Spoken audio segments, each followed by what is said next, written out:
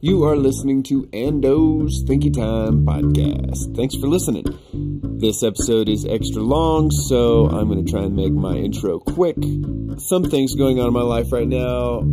I have a big show on Friday night, the 21st of September, 2018, year of our Lord, depending on the Lord. And check my website for that, andyepler.com. But I'm showing paintings, showing my film, showing some liquid light demonstration. Check that out. That's going to be amazing. In this episode, I went down and talked to Dawn down at DSH Perfumes in Boulder. You're going to love this. You're going to love this. I loved it. You're going to love it. Hi, nice to meet you. My man, Peter. Hi, Peter. Hi. God, don't you Thanks smell for having good. us. Well, thank you. Yes, ma'am. I'm not surprised at all. Well, if I don't smell good, it's like the old Vidal Sassoon. If you don't look good, we don't look good. If I don't smell good, then you know. Never trust a skinny chef kind of thing. Yeah, that's exactly what it is. I didn't wear fragrance today so I wouldn't cloud up the air around us. Well, and that way you can try things on. That's right. That's right. So, come on in. God, it smells good. There's so much going on in here. There is, and luckily you will get used to it. Mm-hmm. That's the nice thing, is that you kind of acclimate so that it's not a kind of overwhelming experience from the get-go all the way through. Well, you know? I'm happy to be overwhelmed. I'm loving this. Could we maybe get a little walk around or something here? Mm-hmm. So all of this, of course, is a collection of art. You know, that's what's so nice about this. Each one of these is it's just like standing in front of a table of paintings or something like that. Oh, I'm just gonna love seeing all this. Thank you so much. Oh, it's really my pleasure. I'm really getting into designer fragrance from an artistic perspective. Yeah. I guess about 2 years ago, I realized that perfumers were communicating through their art form. Yes. And that had never occurred to me. So I'd always sort of considered it a craft. But I guess art is a craft that you're communicating through. It's probably the easiest way to say it. Sure. And so I guess I've just fallen in love with fragrance over the last 2 years. The fragrance that really got me into it was C.H. Men by Carolina Herrera. Okay. The pre-2011 blend. Yeah. It was this kind of burnt sugar and leather and a little bit of powder kind of a thing happening. I just pushed my beauty button so hard that I feel like I'll be chasing that experience the rest of my life here. Mm-hmm. But they don't make that, and they've reformulated that shit. Yes. It's just not the same. Yeah, they do that.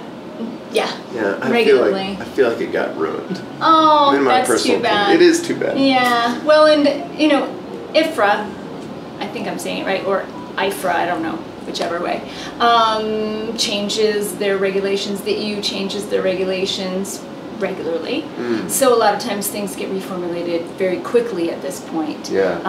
Because something might have been in that design that is now regulated or was regulated, but now there's more regulation and you can use less, so then they have to reformulate because the design doesn't work if you take out that balance. So it certain ends up, kinds of musk, that kind of stuff that gets regulated now. Everything from musk, even natural rose oil, natural jasmine, orange blossom, all the citruses, oak moss, balsams, really, spices, cade. I don't know. There's a very long list of things that are restricted, banned, what have you. Things that in previous generations were in wide use. And smells that you only get from strangling a cat or whatever, Right, yeah. Well, I mean, there's actually, I can show you natural civet if you would like to. I want to see everything we have lots of civet replacements because with the animalics in particular, there's no one molecule that's no, that's it, it's a match, right? So they're usually trying to come up with an aroma signature that fits a certain dynamic part of a natural I see. Essence of some sort. And then also depending on the application. So it has, like when someone is designing a molecule maybe to replicate something or some aspect of something that occurs in nature, and then also to think about the application. So whether it's going to be candles, or it's going to be fine fragrance, or it's going to be fabric softener, or Febreze, or whatever. So there's different molecules that have different kinds of things that they do besides their aroma. So you're saying, if you want to take one of these fragrances, like your what was it, white paper? What was the one I was? Paper white. Yeah, paper white. Dyslexia. That's if you take that paper white and you put it on, it's going to smell like it was intended. But if you mix it into a candle, you might get a different vibe out of it. Well, or it may reformulate. Right, or potentially it wouldn't bond to the wax properly and give the kind of effect that you like when it's lit. I see. It also, a lot of materials for fine fragrance are just too expensive for, say, a candle. So you'd have to reformulate it also to like a try to $60 candle. Right, or I mean, there are $60, $100, $200 candles. I mean, depending. And that's not saying necessarily that they're going ahead and using those materials. It's more like because they can. Yeah, it's all perceived value, right? Beauty is worth a lot to me. Yeah, yeah. Totally. So, can you give me a little tour of these that you have here? Sure. There's such a huge collection of fragrances. Yes. Now, some of these, as I'm looking here, I'm seeing things like wild fig. Is that a mixture, or is that the... No. So all of these that you see on the shelves in tester form are all constructed. They're all designs that I've created. So, I mean, I've been doing this almost 30 years, so I've been doing it a long time. It looks so fun. Accumulate kind of a lot over that period of time. Plus, I have this really, really intense creative urge that needs to be fed, or else I'm not a happy camper. So I end up designing like more than a lot of other people, just because that need is there. Now you're hanging out with the right guy. Okay, I can't control it. I don't try to control it anymore, and it's, you know, now I just try to edit. I mean, amazingly, this is the edited. This is, you know, it's a little scary. People are like, why don't you edit? I'm like, I am editing. This is the edited collection. So, so this is a collection, one of my first ready-to-wear collections. So I started many years ago doing almost exclusively bespoke designs. And what does bespoke mean? Bespoke means custom made. So you come in, you book an appointment with me, and I design something for you. Ooh. Yeah. Yeah. And I design directly on the skin too. So it's literally the equivalent of someone taking a tailor taking fabric and cutting a pattern to your body. Right. To the exact measurement. So we make sure that the final ingredient, which is you, works at every step of the design. So anyway, I started in bespoke. And then around 1997, I started doing some ready-to-wear collections. So this was one of my first ones. So this is New Creations, and this has some pretty straightforward, you know, like wild fig. It's meant to be, it's not exactly a solid floor equivalent of a fig, right? But it's more of a portrait, or like vanille is like a French style vanilla. It's more of a portrait. It is more. Oh, I love what we're doing today. Yes, it's more of a portrait than say, you know, some things are a landscape, some things are abstraction, some, you know, because I come from I'm an art background. I'm a classically trained painter. I certainly think in terms of visual art referencing. I'm synesthetic, so for me, it is actually blurry. It's the same thing. I think about making paintings the same way I think about making perfume, and vice versa. D'Anjou is a pear, more of a portrait of a pear. So these are more, you know, sort of straightforward. They're not linear exactly, but they're more straightforward in terms of what they're meant to represent.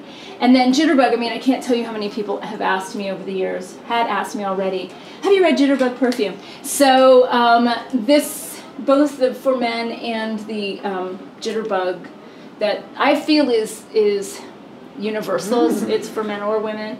Yeah, totally. But it references some points in the book, and then it also, this version in particular speaks to the dance craze or like perfume that would have been popular during the time of the jitterbug. So it's a kind of vintagey, retro, nouveau, ambery, oriental. Yes. Yeah. But also has the jasmine and has a kind of like, there is no such thing as beet pollen, which is like one of the main ingredients in the book. But I did grow beets so that I could smell beet flowers to try to understand something about beet pollen to make an accord that would speak to that in a real way. So that it's not just... I like you very much. I like what you're doing. You're speaking to me on a very deep artistic level now. I love it. Yeah. So that's kind of what that's about. And then simultaneously, I started actually this collection, Perfection Connoisseur, and then in 2003 I sort of gave it a sister, which is Les Rouges. And Perfection is sort of, again, like these kind of like vintage-inspired retro nouveau, old world designs, like things that would have been popular at, say, the turn of the 20th century to like the Art Deco period. And these are a higher end collection, so I'm using almost exclusively botanicals in them. They're all like 95 to 100% botanical.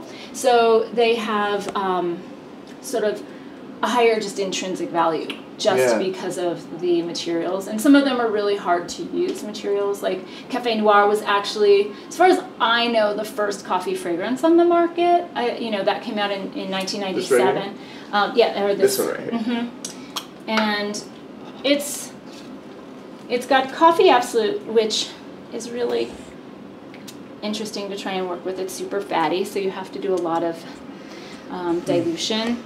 Super fatty. And super fatty, and so you have to macerate it and sort of like get it to bond with the alcohol and then separate it out. And so this is again like an ambery oriental with that dominant coffee note, but you don't smell like, whoops! I was at Starbucks, so you just spilled coffee on you. It has that wonderful aromatic to it. And is really inviting, and people love the smell of coffee, but it's still a perfume, which I think is super important, especially with things in the gourmand category. This is a very sort of early oriental segueing into gourmand before there was gourmand.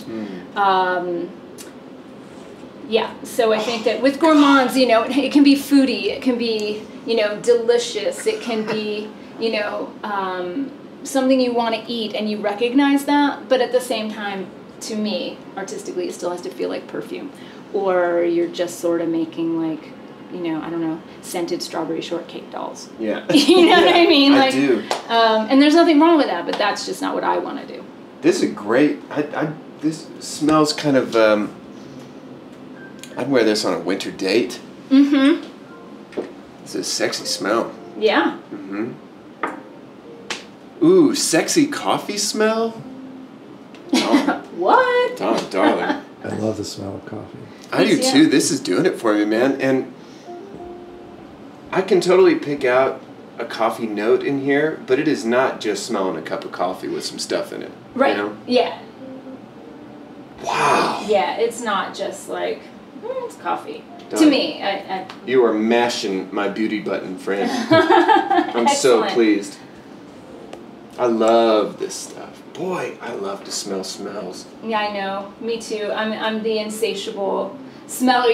I do, besides the U.S., Japan is my biggest market. Really? And when I've been in Japan, they call me Curious George. Because I literally, they'll be like, where's Dawn? And I'll be like, up a tree. Yeah. And I'll come down, I'll have pollen all over my face, and they're like, oh my God. And I'm like, I needed to smell that blooming, tree. I needed to go up there and scratch a leaf or a little piece of fruit, peel it back, and whoa! Sorry.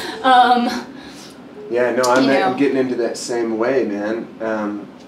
I've started a genuine obsession with this stuff, and I've started collecting samples, and changing my fragrance every day. Yeah.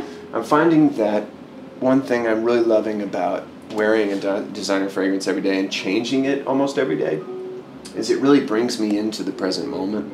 Exactly. So I work from home, in my little studio and everything, so the days can sort of blend together pretty easily. Yes. So it's nice to be able to sort of be like, yeah, I'm in the same place doing the same thing, but today it's La Nuit de l'Homme instead of, you know, whatever, Dylan Blue or whatever. You know? Exactly. And it's one of those things that I teach clients who come for consultation, that they have the ability to use fragrance to give themselves that momentary check-in without really even having to overthink it. Right. Right? Because when you look at your fragrance wardrobe and you say, how do I feel today? Or like, what am I doing today? It's like the thing that you ask yourself when you're looking at your clothes.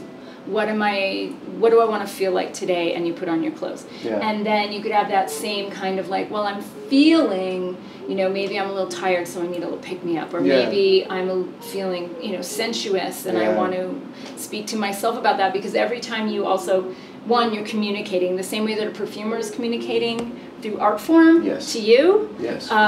You are communicating to others and yourself through aroma. Yes. Right. So you become active part of the art yourself. Exactly. Exactly. And I mean, it can be this kind of like meditative thing, or you know, whether you want to take it from a spiritual thing or just like even aromatherapy, because it doesn't have to be an aromatherapy product. That's, you know, we could debate that, you know, but you can use any kind of fragrance to affect your mood and your feeling and your self-talk, even through what you've decided to give yourself for that day. So, yeah, I think it's a really powerful tool that a lot of people don't think about. Yeah. You know. In America, I've read that only about 20% of men wear fragrance at all. And most of them are wearing, you know, Axe body spray or whatever. Right. You know?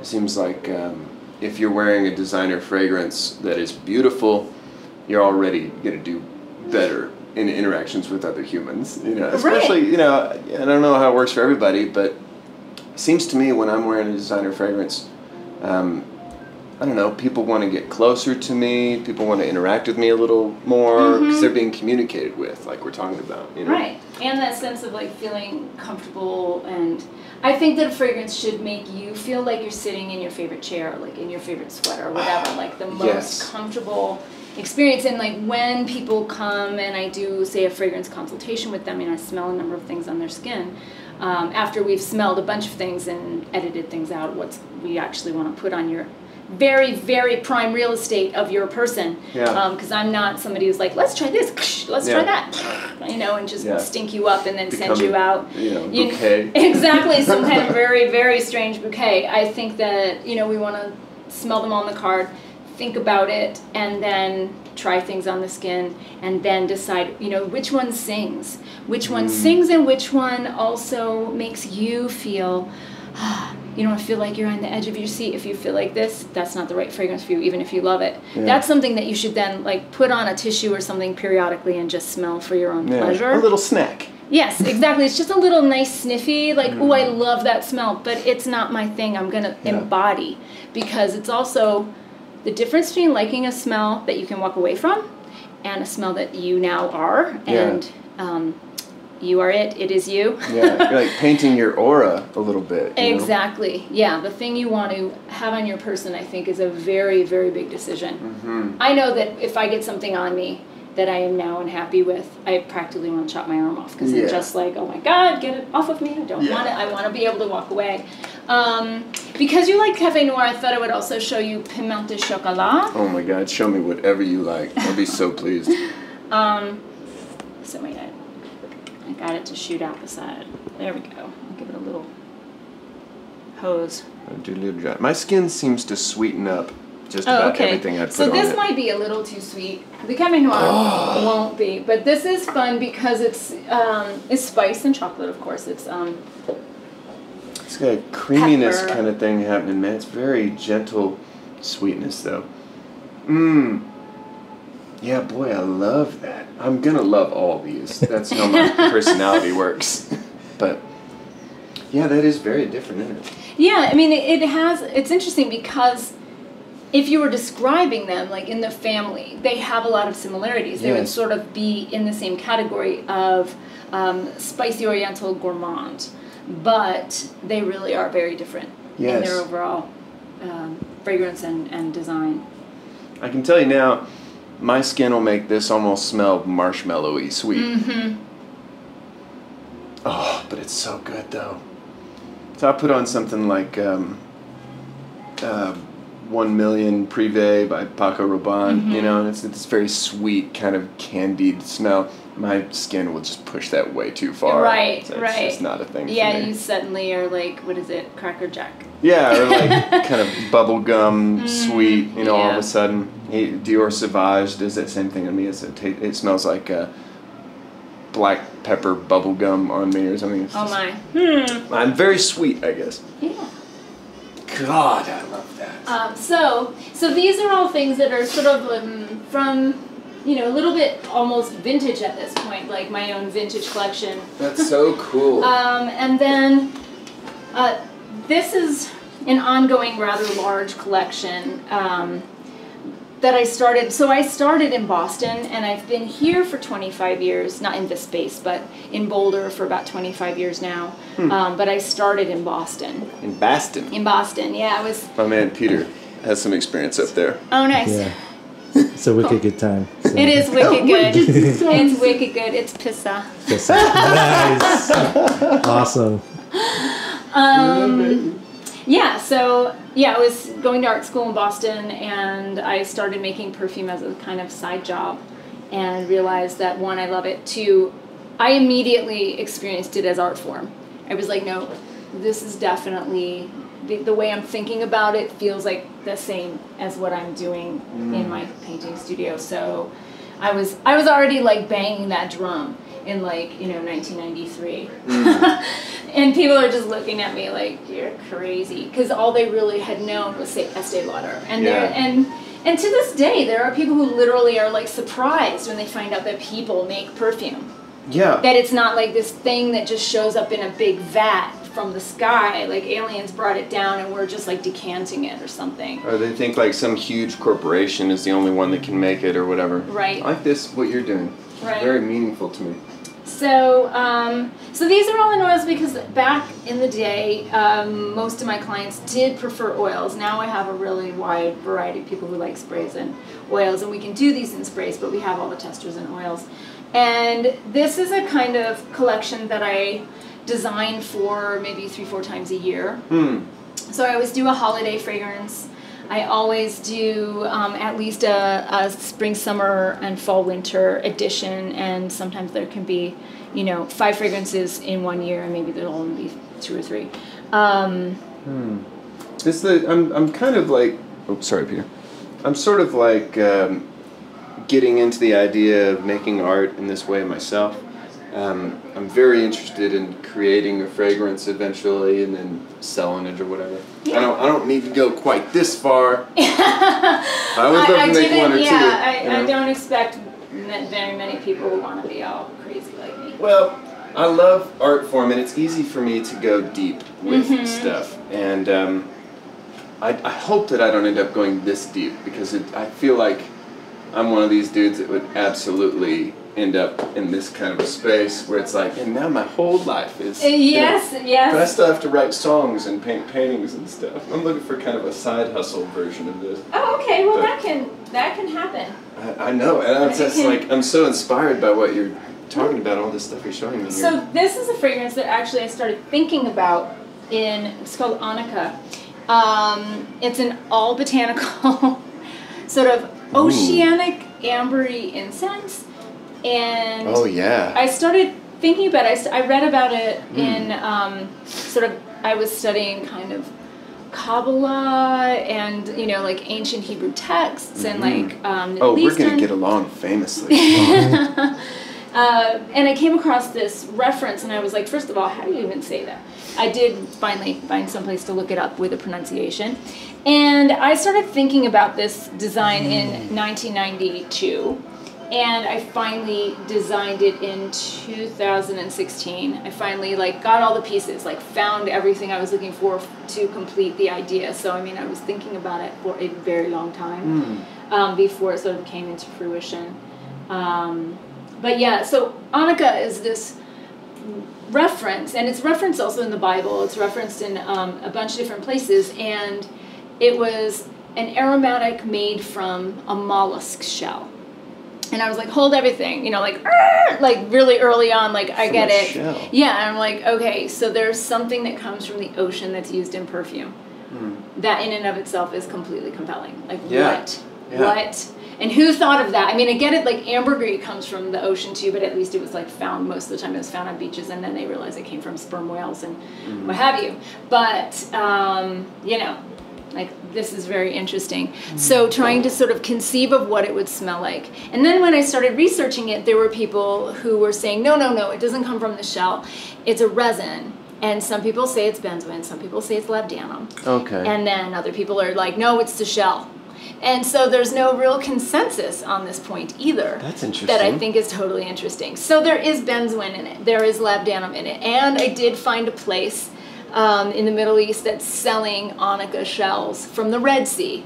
Not from, because the reference I had seen was Sea of Galilee, but okay, that's fine. Yeah. And so I tinctured the shells that I got from the Red Sea, which has... What do you mean? You crushed them up and put Crushed them in them up alcohol? and put them in alcohol Yeah. and tinctured them. Yeah.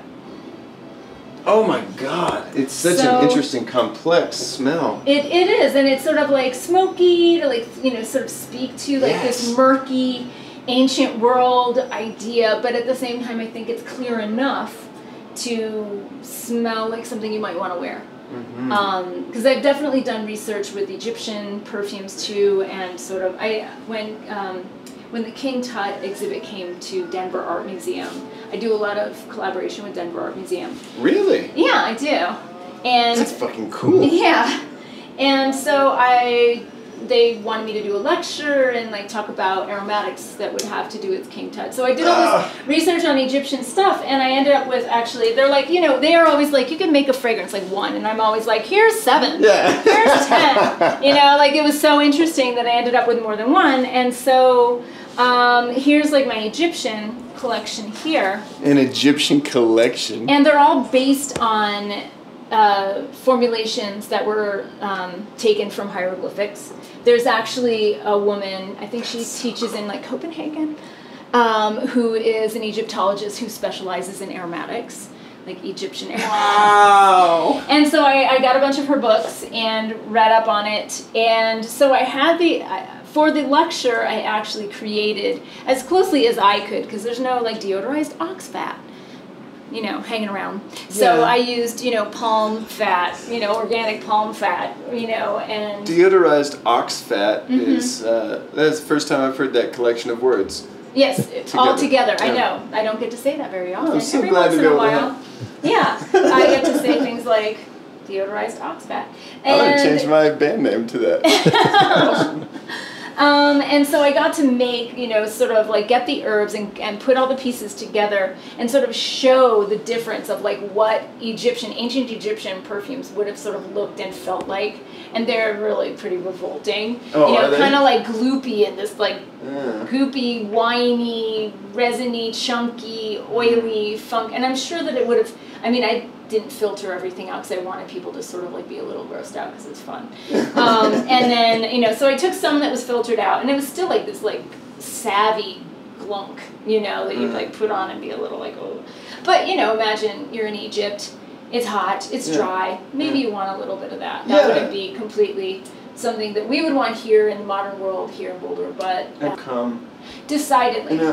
Decidedly. In the ancient world, when people came across like good smelling things, it was actually like a hallucinatory experience. They were so like, oh my God, this smells great. It must be some representation of God. Yeah, I see that. You know, that's why actually in ancient Egypt, aromatics were used solely for spiritual purposes for a very, very long time, and they were just handled by the priests and priestesses at the sort of temples, and they were used totally to animate the gods. So they would anoint the statues. So it's just a statue to them until the ritual of the anointing. And then when they put the aromatic on the statue and it starts exuding, it's like the god is now there, present in the moment with you.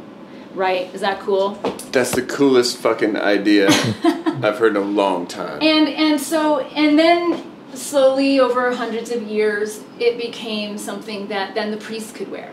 And then as the priests were wearing them because they're people, but they're holy people, then eventually it became something that like went into actual Egyptian homes, down to even slaves. And from the research that I did, the first slave revolt was actually around perfume. Really? Yes. So there was a shortage, and there was like during the building of the Valley of the Kings, and the slaves would normally get a quota of perfume because literally in the culture at that time, if you weren't perfumed, you weren't scented, it's the same thing as like anointing the god.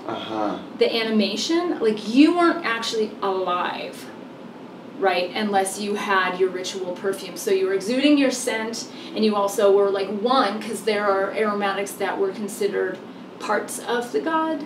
Yes. So they're embodied in the perfume. So literally God exists, parts of God, Ra, exists in this perfume, and then when you put it on and you are now it is you are one, and your beingness it's on now, you, it's going in you because you're smelling it. Right, and others are smelling it, so now you exist. So the sense that, so their quota of perfume was cut off because there was a shortage, and of course the slaves are the lowest on the totem pole, so if we don't have enough, you guys are the ones not getting it. And they were like, fine, I'm not working. You can kill me because I'm dead already because I don't have my scent. Oh my god. Can you imagine? Yes, I can. Yeah. I feel alive when I put on fragrance, for sure. So it's this, like I feel like I learned a lot. It was a very, very cool experience to do that research. So God damn, you're an interesting person. I'm so pleased that you're interesting. I was hoping so. I was watching you on Instagram. You never know, right? I could be super boring. This one's pretty or whatever. Yeah, no. The Egyptian collection. So so this is Secrets of Egypt, and sort of like New Kingdom, Old Kingdom. Secrets of Egypt, Peter. You know.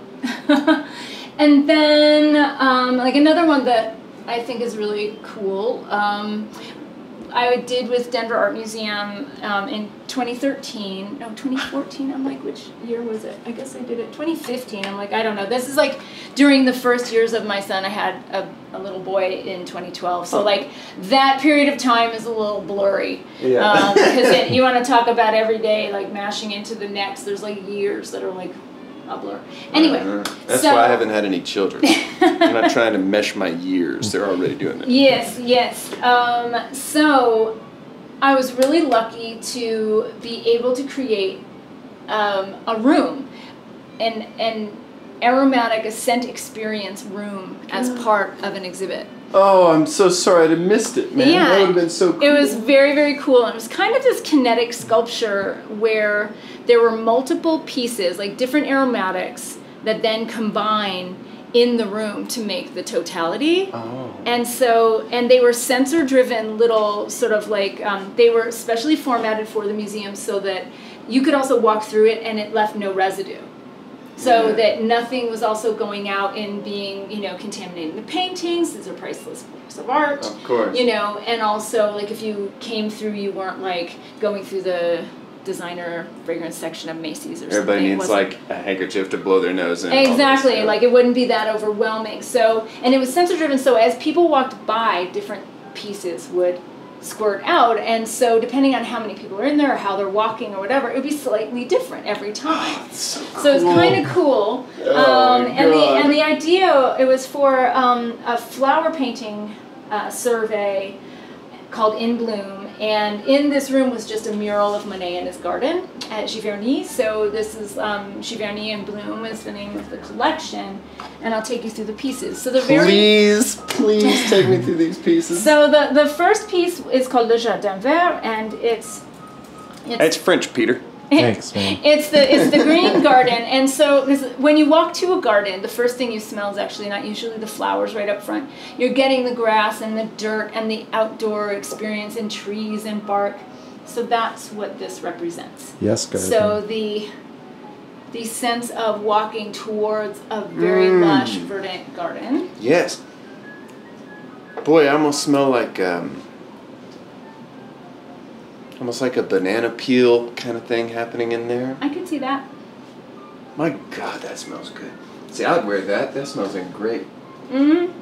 Sexy garden, Very clean. Not like shower gel clean, but more just like kind of clear nature smell. Yeah. And there's a little bit of, mineral aspect in there to give you that dirt.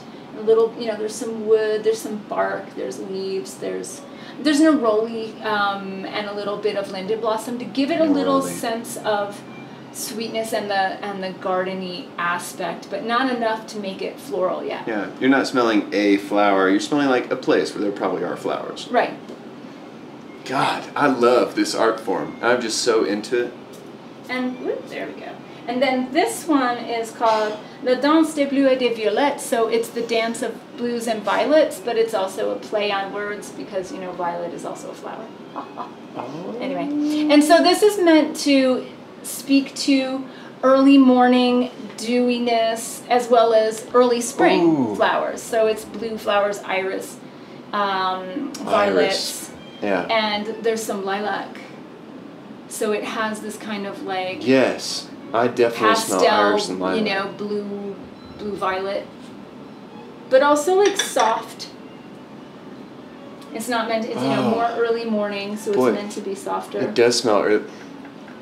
I am in a place in my world where I will put on a morning fragrance, let it wear away by kind of noon. I'll put on something else for like my show in the evening, and then come home maybe put on one more. Yeah, sure. I'm in a really weird place with it all. And I like to design fragrances that have enough, sillage and longevity that you don't feel like it's pale, but at the same time, I don't do beast mode.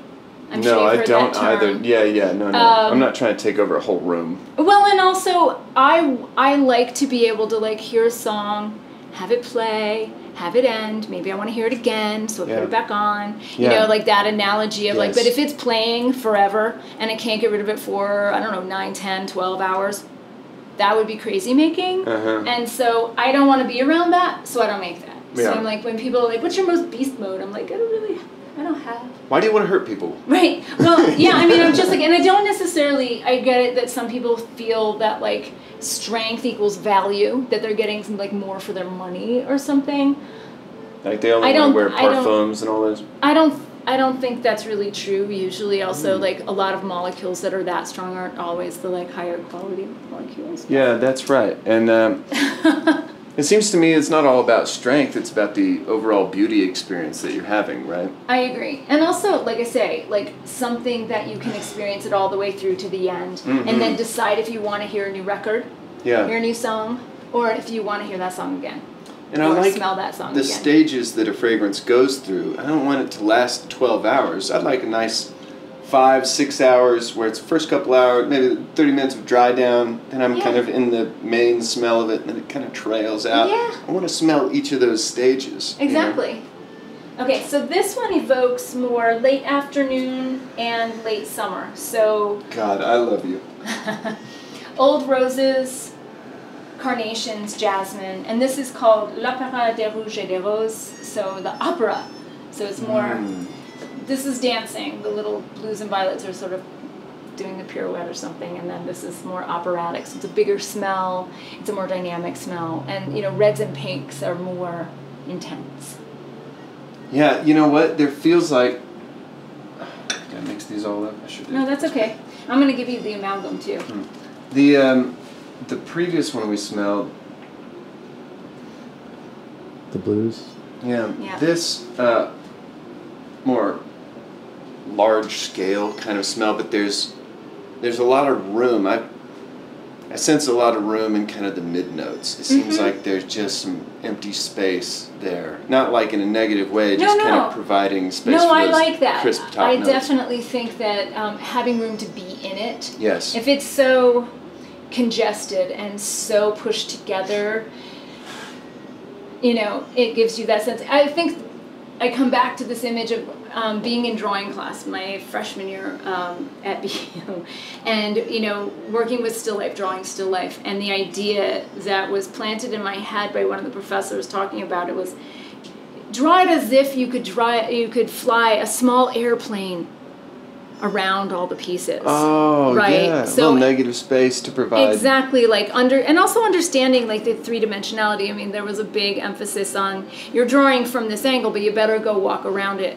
a number of times to sort of like get what does it look like from the other side. And you need to be thinking about what it is on the other side and on all the sides when you're drawing from the perspective you're drawing at. It's a great art lesson, dude. You know, yeah, and I think about that the same way.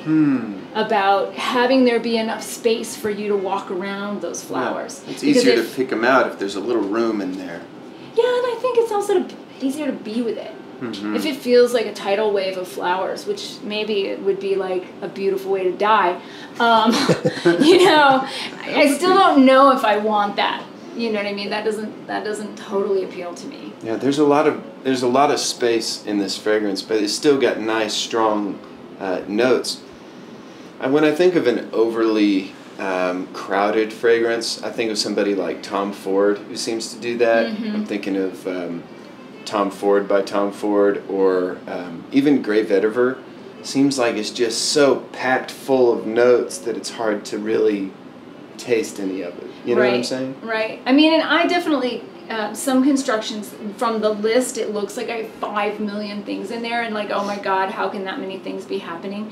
But a lot of times the notes are there to make a kind of tapestry. Right. So each one is a thread. It's not like a big swath. It doesn't take up that much space. So it's like, and it's the layering of all those little pieces that actually makes the whole thing work. And so it's not about number of ingredients, it's about space within the context of the fragrance. And also construction, you know, how do you construct it? I have no idea. You know, yes. You know, so a lot of times you know, especially if you're working in an all botanical palette, which I do periodically, partially just because it's super challenging, and I think it's really interesting to try to figure out how to use materials that don't necessarily want to stack up. You know, they're more like tendrils, like lots of vines on the ground, and they kind of can get a little unwieldy. So how can you like create the structure strong enough? And I don't mean intense-wise, I mean just like the actual development of it. And so you need a lot of pieces, so it's like lots of little pieces of wood to make a taller structure. Yeah. Right? You can't really make a skyscraper with naturals. You know, I feel like you need to at least have girders. A couple synthetic things. You need some structure with the synthetics if you're gonna try and have something that dynamic top to bottom. But I really do try to create, you know, pretty dynamic fragrances that are all botanical, that feel like designer fragrances. They still have that artistic value and speak to that, but using all naturals, which is super challenging. Because there are some fragrances you just can't get naturally, right? You have to synthesize things like apple or something. Right, maybe. no, there's apple isolates now. So they're isolated molecules that come from a botanical source that can be proven to come from a botanical source. Okay. So you can, like a natural perfumer, if they want to. I mean, among naturals, there's a lot of debate, of course, like people who are in the natural perfumery community about what constitutes naturals. And to some people, they're very purist and they say it can only be essential oils, or it can only be essential as an absolutes. Or maybe they'll say, okay, CO2 extractions. And then there's other people who are like, well, if it's a botanical isolate, and it does indeed like phenethyl alcohol that is coming from, say, geranium. Okay. And it can be proven that it comes from that. And it's not synthetic phenethyl alcohol that comes from some other source. You know, and then of course there's, you know, people who are like, well, you know, when you're getting to molecules, you know, you're at that level, there's no way to tell the difference. That's a good point. You know, there's no way to tell the difference, so how can you care about it? But there you go. It is fun to be snobby, you know. Well, I mean, and I get it. Depending on people's like feeling of why are they engaging in it, you know, and you bring all of that. You bring who you are and what you're about to the art form. Yeah. So if who you are and what you're about really comes from that place of I only want to deal with plant things, okay. Yeah. You know. Yeah, why not, right? I don't have a lot of judgment either way.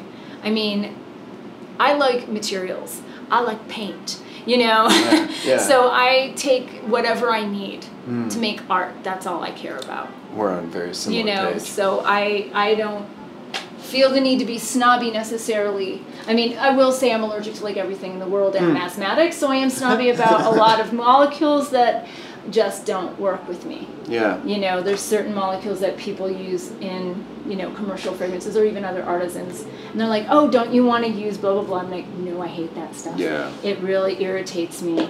You know? There are a few things that irritate me. There's some fragrances that I love the smell of, but if I wear it, it's just going to burn my nose all day. Invictus by Paco Rabanne's that way. Super sweet, very powerful. If you put on a little bit, you've put on a lot. Right. And it's just like, I put it way on the side so it doesn't just blow up my That's shit one of all those day. ones that I would like spray on the small of my back or something, so that like I like turn and like get a little hit and be like, yeah, there it is. That's all I need. It's there. You know, yeah, like just a little right here. It's far enough away. I haven't ever thought about putting it there. I'm a side of the neck, put it on my wrist kind of guy. Right. So I want a little hit of it here and there. Yeah, I mean, I wash my hands a lot, so I usually put it sort of a little higher up, but you want it, you know, on a pulse point. And then good that you put it on the side. You want to put it on the side or the back. Yeah. Like right here is probably not great. Your lymph nodes are right there. It's very sensitive skin. Oh. You know, the idea is like you would put behind your ear because there's a pulse point there. Yeah. But I feel like it's about intimacy too. So if you put it on the back of your neck, it's sort of a little tougher, and there's just muscle and bone and, you know, nerve column, but protected, and you know, so it's a little bit less sensitive. And I mean, you don't have hair that far down, but I do. So for people that have a lot of hair, that's also a great place because fibers will hold a scent. Right. I feel like if you're getting, you know, sniffed in that vicinity, it's all good. I do, man. So. I've called the hug zone. Yeah. Somebody hugs me, I just want to put their face right in it. Yeah. Yep. So I'm gonna give you the complete. So this is like give me the complete this thing is going. like this is all three together. Oh, okay. The last. So these are the pieces, and so this is what it smelled like inside the room. All the pieces together. Oh, I want to eat this. So that's like got the green aspect. It's got all the flowers happening. So it's the whole symphony. These are like the little string quartets that are doing their little bitty bits, and then you put them all together and give it the. So symphony. that one is balanced with the right levels of. Exactly. That's good. I'm jealous of your nose right now, man. Me I too. have to stand back here. So. If you're gonna have a nose this size, might as well put pretty stuff in it. God, it's good. Yeah, no, I feel like I could wear that fragrance. You could. You know, there's some like beauty there, but it's not too ladied out, you know? Oh, I don't think so. I mean, it's really green enough and fresh enough. Yes. That I think that I don't have a lot of, again, like judgment about like this is for men or this is for women. I do sometimes have things that are labeled for men because sometimes dudes need that. Yes. They need the reassurance. I'm not wearing pink, right? You know? Well, I mean, but and then there's like dudes who love perfume who are like, yes, I'm rocking Portrait of a Lady today. Yeah. You know what I mean? I'm just like, you know, it smells great on you. Then there you go. I want to show you this one. I do think that you really love this one. You are probably right. This one is called Become the Shaman. Ooh. And it was part of a project that was proposed to sort of create like a talisman. Like use a fragrance as a strength, as your warding off evil, your evil eye protection, Yes. odor protection. I think that was another. Odor protection. term. So I sort of took that. Oh, very different smell. Totally. I sort of took this in this way of like, oh, it would be really interesting to create a fragrance that just utilizes materials that come from the Americas.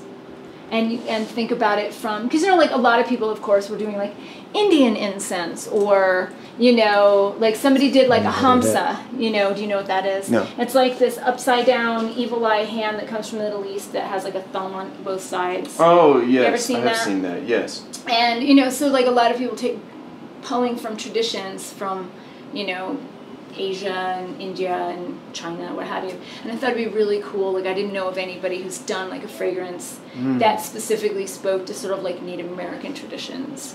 So this has tobacco. That's so cool. And Mexican copal and Palo Santo. I don't know what those things are. They're all woods and resins and things that have been used by Native Americans from like South America through Central America to North America in their ritual. I definitely smell tobacco and some mysterious elements I can't place. I love it, man.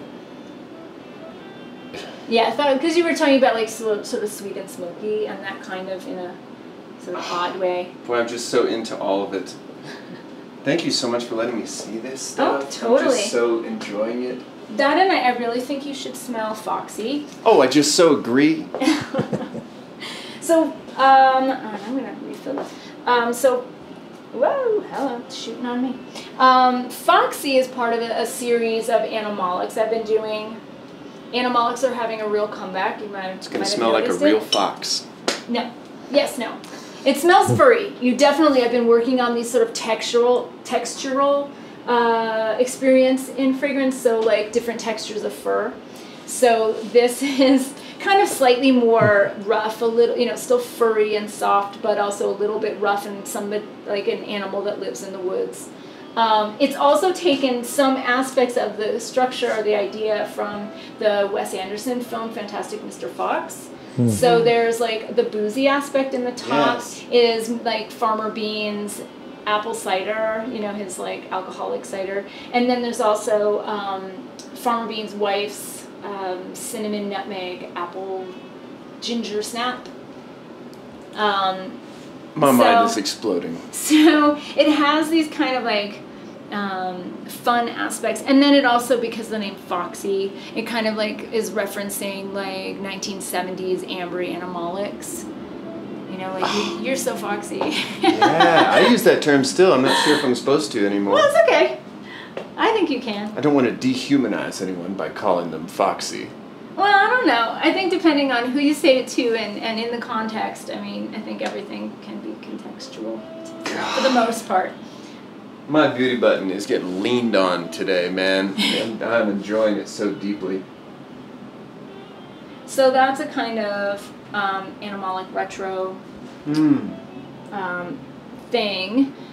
God, it's amazing, Peter. Sniff this, dude. Did we make you sniff this yet? Wow. Some people like the animalics boozy. And some people don't. So this one also, I've been like with each one kind of focusing on one note in particular with the design. So this one is ambergris, like more amber to ambergris, and then I would totally eat an ice cream that tasted like this. Oh, I would too. I'm gonna grab chinchilla. Chinchilla. Dude, this is a good time. I'm like, there's so many I want to show you that are like super fun. Don, there's so many I want to be shown. Rendezvous. I'm gonna get out of here though, and maybe we should sit for a minute. Yeah, please. Just gonna grab a few cards. Oh my God, I'm just so in love. I love all this that you have.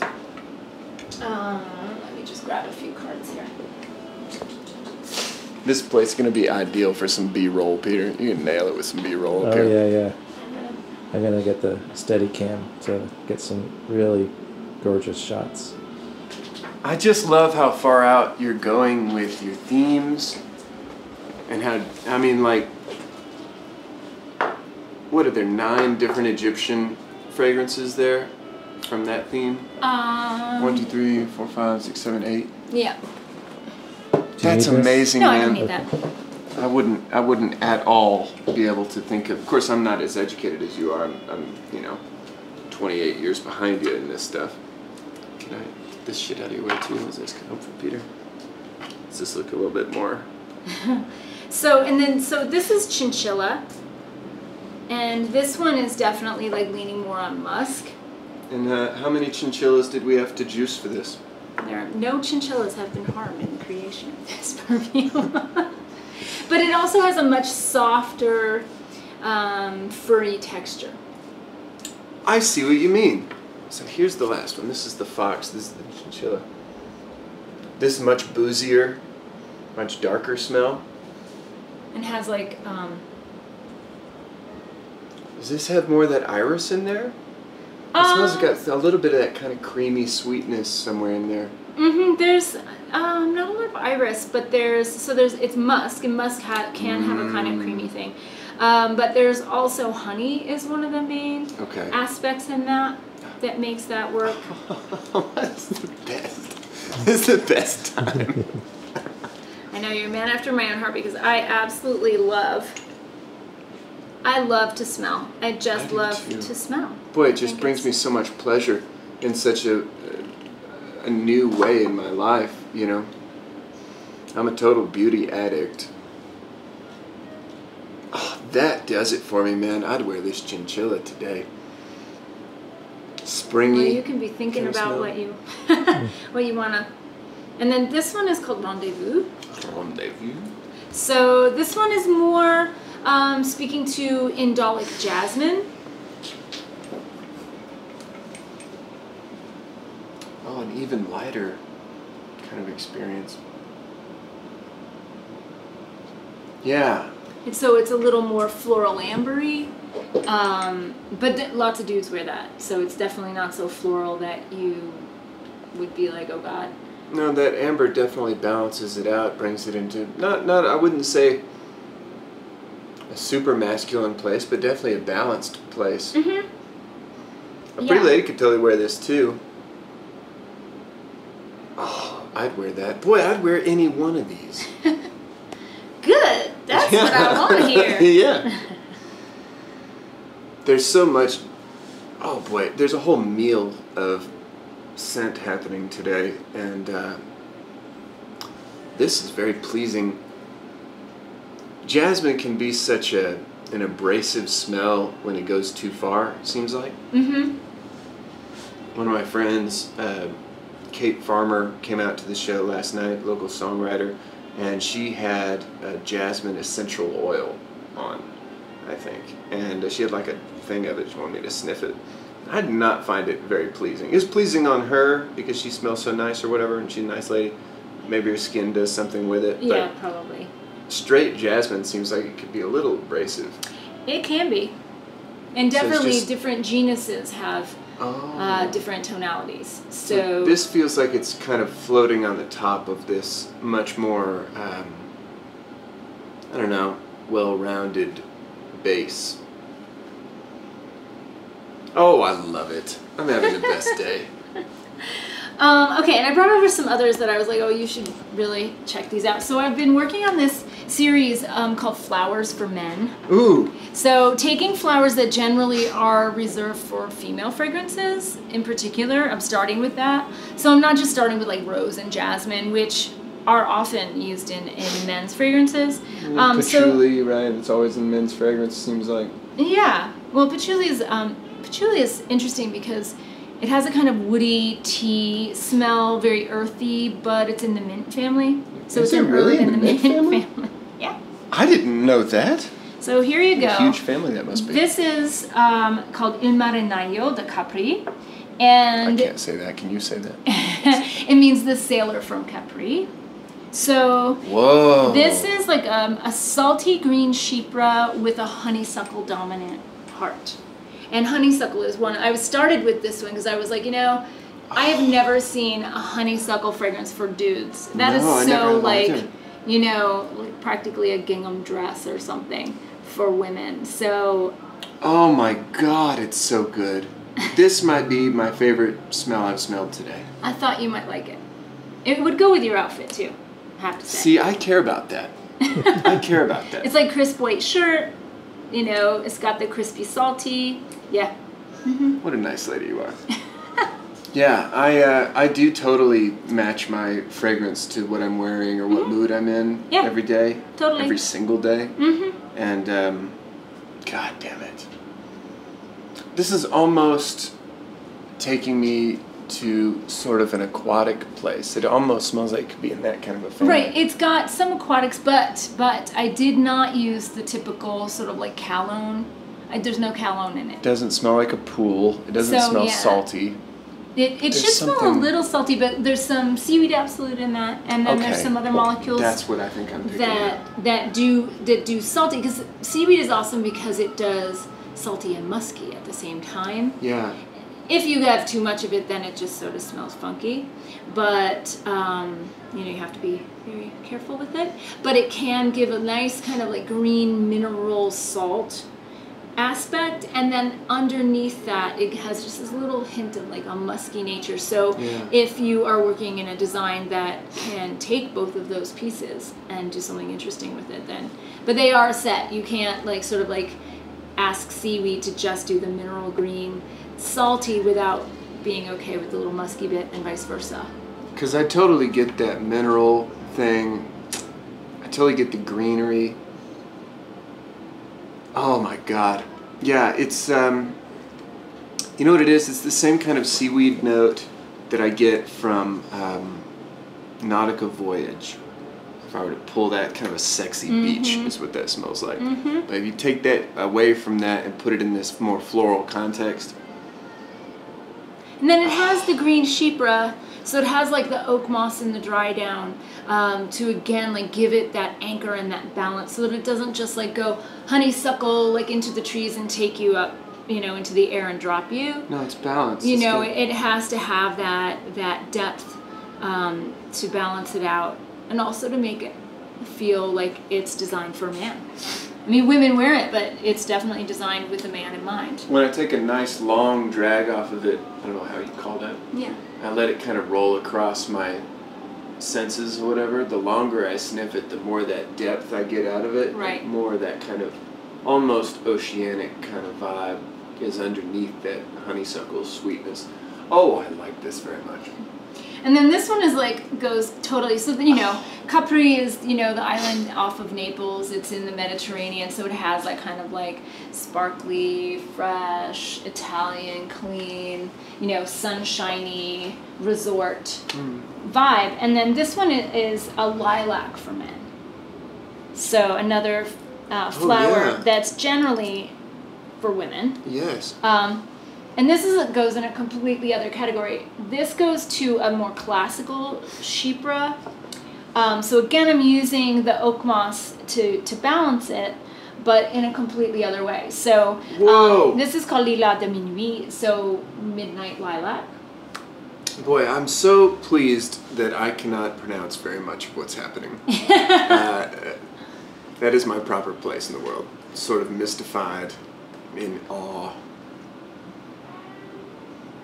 And so yeah, it's got this. It's got a lot of referencing to the classic Francois Coty chypre, the original chypre that sort of the family derivates from. I think like a woodsy kind of thing happening, maybe. There's wood and there's spice, and then you know just that big sort of like dark lilac. It's not meant to be like the lilac in the dancing blues and violets is a much sort of like lighter, more sheer, dewy first bit of spring. This is meant to be, you know, a wash in a sea of dark purple and black. Yeah. It's not overly dark though. It could almost go to an oriental kind of space, I guess. Totally. Yeah, this spice gives it that. And there's some nice balsam in it. Oh, that...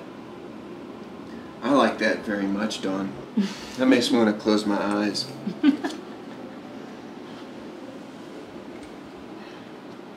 Yeah, I get a whole sensory thing happening with that. But these two are just goddamn gorgeous. Thank you. Oh, you're turning me on so much. Oh, I can't stand it. Peter, you want to sniff one of these? I hate to make you sit over there looking at the candy, not getting any candy.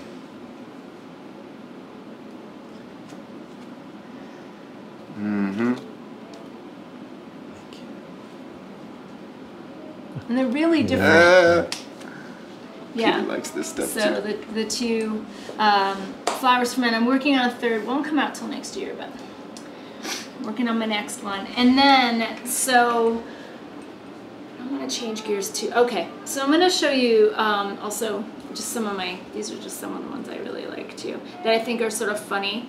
Interesting, funny. So this is Vert et Noir, and this is part of a collection of Eau Fraiche designs I did a couple summers ago. And Eau Fraiche is sort of in the eau de cologne category. Meant to be refreshing and light for summer. And I decided to do them all sort of in this vegetal gourmand aspect. So they all have a kind of like vegetable. So two of them have lettuce accords. So this has a lettuce accord. But it's technically a vetiver perfume. Yeah, okay. So it's green and black, Vert et Noir, and it was inspired by my son's basketball. So it has a little, which was green and black, and it was sort of a miniature basketball that he got when he was, I don't know, 2 or 3. And the first thing I thought when I saw it is, you know, that kind of vaguely looks like a fruit and a perfume. Like that was my first thought, like, oh my God, that looks like a fruit and a perfume. And eventually I'm gonna make a perfume around this basketball idea. Dude, that's an artist. That's an artist for sure. So it's got some citrusy bits, it's got some green bits, it's got some things that speak to black, like the vetiver is black, and there's a black licorice note tucked in there. My God, I didn't even recognize that till you said it. Yes. And so juxtapose the lettuce accord and a kind of leafy green and a little celery, and but it's very fresh. This is what I really like. And it's also, traditional vetiver perfumes in the French style technically are more sort of like eau de cologne lime that then dries down to vetiver, then like bam, a big vetiver root fragrance. That usually they're not a big, actually they're called vetiver, but they're not big. They could be like powdery colognes that go to a little bit of an earthy vetiver place in the dry down. So that's more like what this is referencing, but in this sort of like kooky. I love There's that. a little bit of cucumber and rubber, I get, cucumbery kind of celery thing. Mm-hmm. The vetiver, But it works. I really like it. It's one of my favorites. My God, my mind is And I just like exploding. that it's a basketball. Yeah, that's I just strange. sort of think it's fun. I love where you're drawing inspiration from. I see a basketball, I start thinking about cucumbers and celery and vetiver. Now I'll make a basketball fragrance. Yeah. That's fucking awesome. Yeah. That's how my mind works. Like I literally, my Instagram, a lot of times, like my stuff will be like, inspiration everywhere, because it literally is like the most random places. People are like, where do you get inspiration for perfumes? I'm like, you name it. Yeah, I can't get inspired so easily. It's just a battle to stop making things is where I'm at. I think that's artists, makers make. Mm-hmm. That's what they do. That's what I do. I can't stop myself. Peter and I were just talking about that over coffee. Yeah. Makers make. Makers make. And maker's mark makes you stop making. Yeah, well then there's that.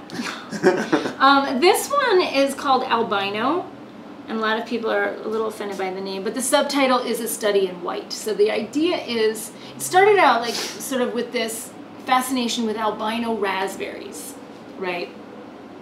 I didn't know that was even a thing. Yeah. Albino raspberries? And because I was making this accord with one of my students, and I was just like, there's something about that reminds me of raspberries, but clear, like albino raspberries. And then I Googled it, and there are such a thing, and then I started looking for them, and I found albino raspberries, and I started working with this accord, and then I started developing this idea of like, okay, so it has this raspberry, started with this raspberry accord, but what would it be like if like I took all these things that are sort of either colorless or white, and so the subtitle is A Study in White, like studying, like thinking about, I don't know, whiteness, colorlessness, pigmentlessness, which is why I stuck with albino.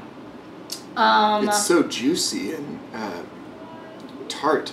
Yeah, it starts out, and it also has a textural shift. It starts out sort of pithy, because the top note ends up being grapefruit pith. Yes. So the space between the rind and the juice.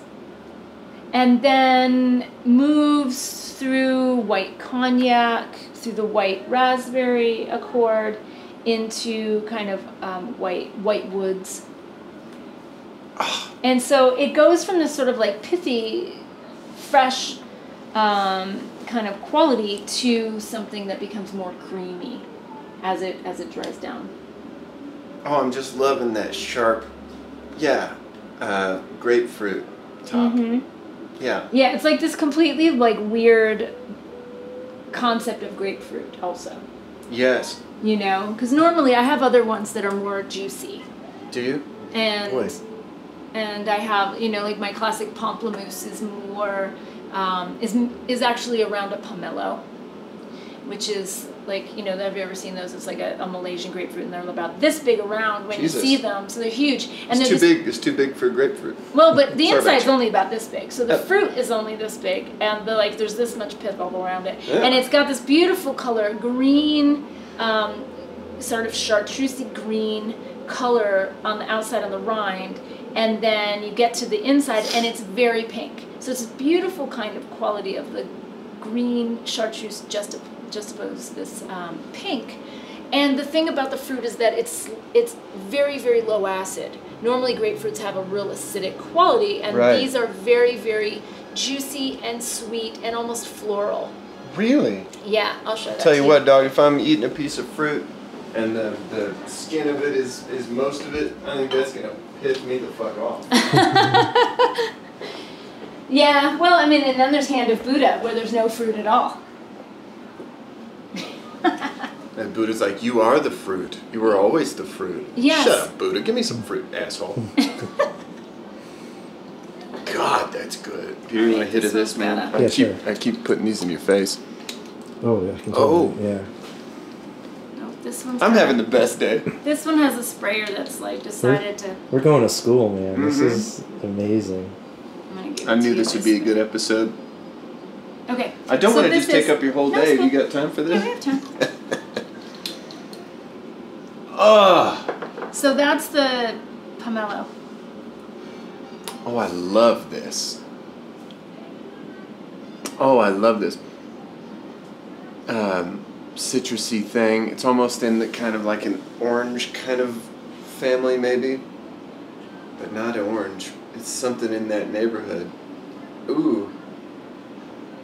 I want to eat all of these. I think that if I pour a martini of any of these, I don't think it's going to taste as good as it smells. No, it's definitely not. You don't want to do that. But in a perfect world, though, I just drink all of this. That's how I feel about amber.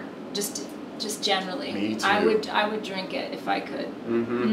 That I think my favorite amber fragrance out there is probably the one, or in my collection anyway, is probably the typical Dolce & Gabbana, the One Parfum. You know, it's got pretty typical, approach to that stuff, but it's just so goddamn. Yeah, it's just good.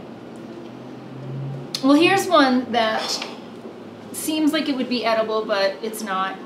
This one is cuir et champignon, so leather and mushroom. Leather and mushroom.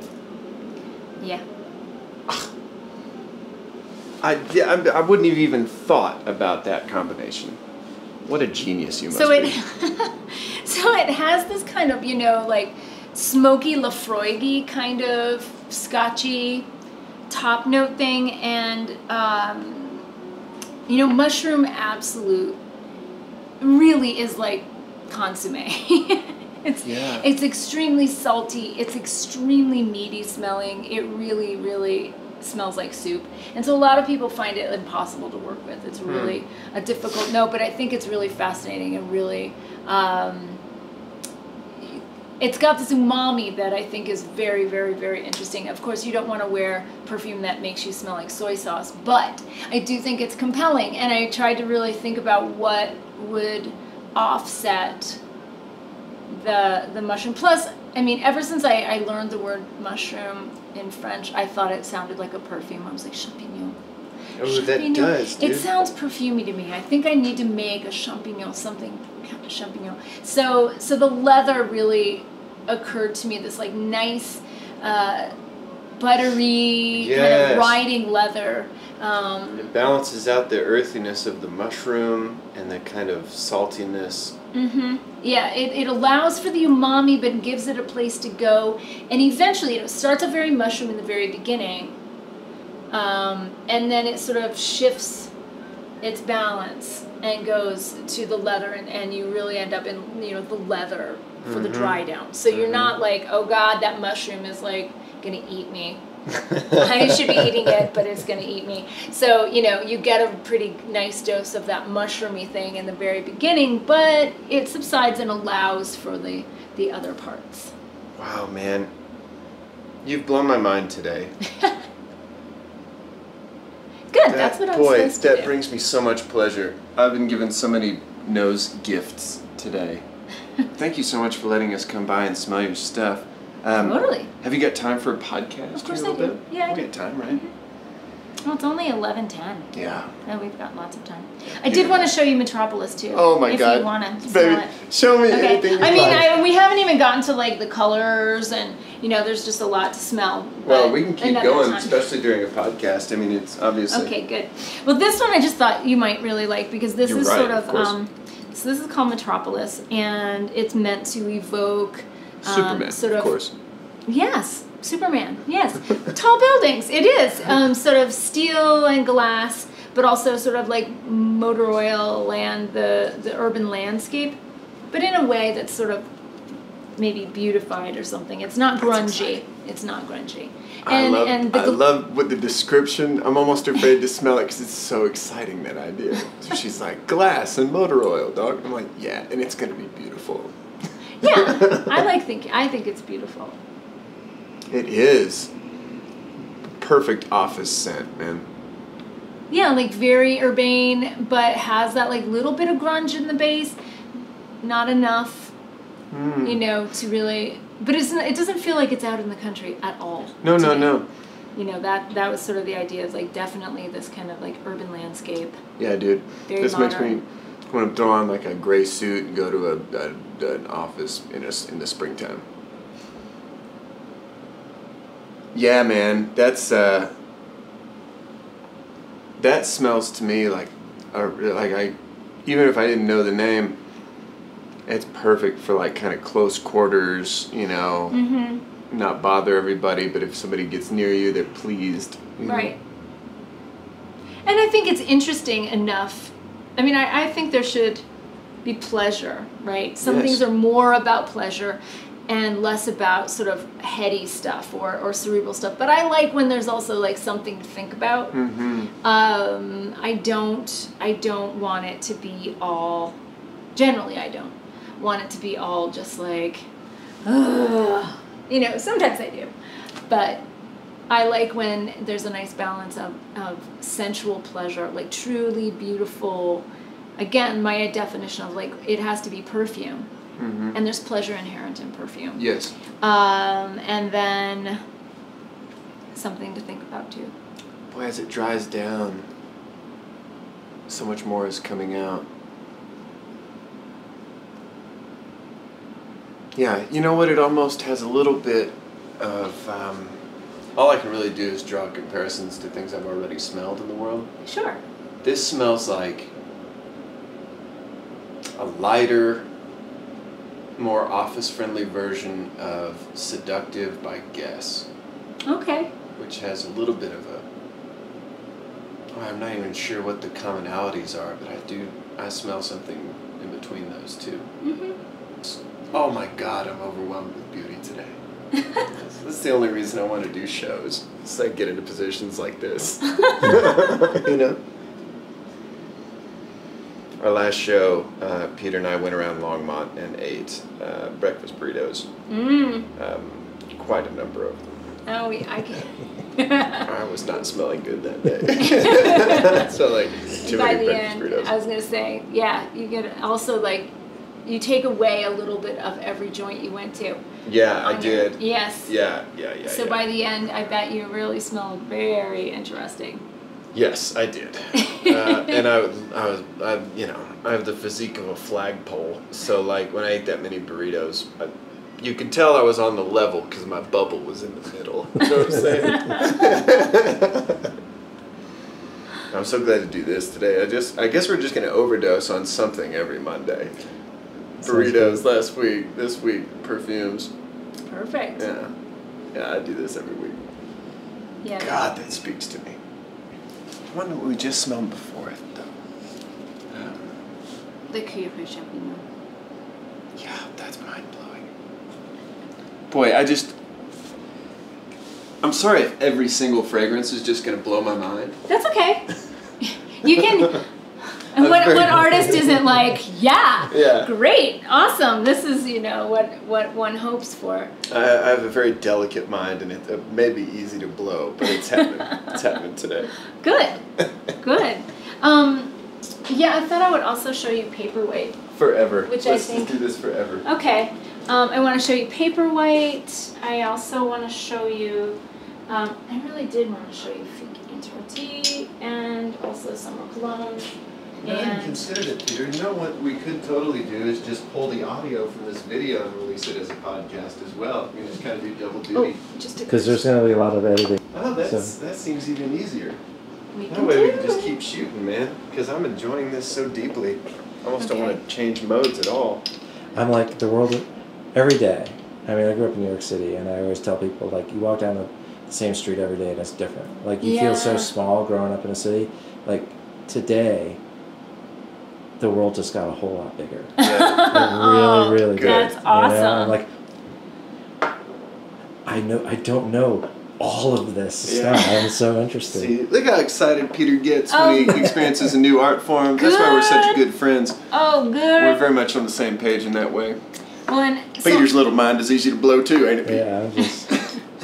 Well, and boy, this little lineup that I just grabbed couldn't be more diverse if I tried. So, Paper White Kaleidoscope, Je suis la lune, The Voices of Trees, Summer Cologne, and Figue Interdit.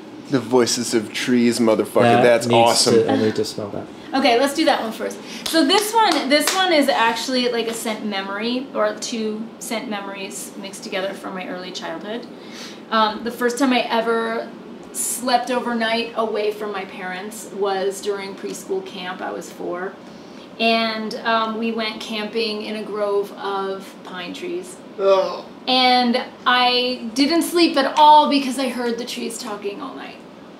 So it was this like, yeah, dude, it was just what this do trees like, talk about? I couldn't tell you what they were saying, but I could tell they were talking to each other. And they were talking about the world, but also about us. Like at first it was sort of like clear to me that they were talking about like, who are all these people and why are they here? What's going on? This is all very strange.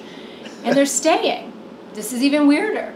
And then just like, you know, sort of like hearing them talking. And it was just like, that's so cool. Really They do, trippy. of course, communicate with each other through mycelium networks in the ground.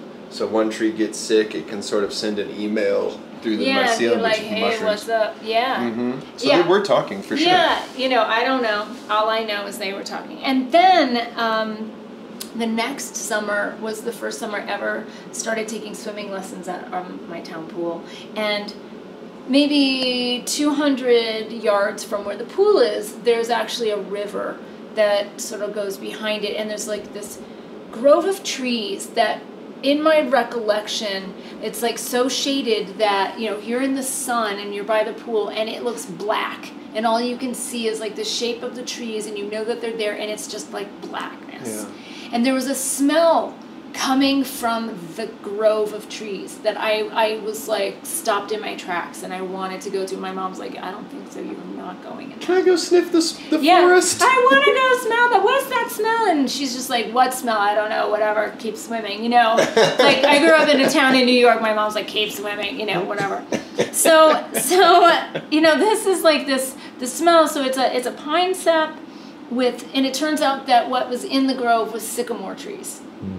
And sycamore trees have a very distinctive resiny bark that they exude. And now because as an adult I had the same experience, like all of a sudden I smelled it someplace, I think in Boston, and I was just like, okay, it brought you right no back. one is going to stop me this time. I'm going to find the tree and I'm going to ask somebody, what's this tree? And I'm going to figure this whole thing out. So it's a sycamore tree. So this has that kind of pine sap smell, pine amber, and sycamore.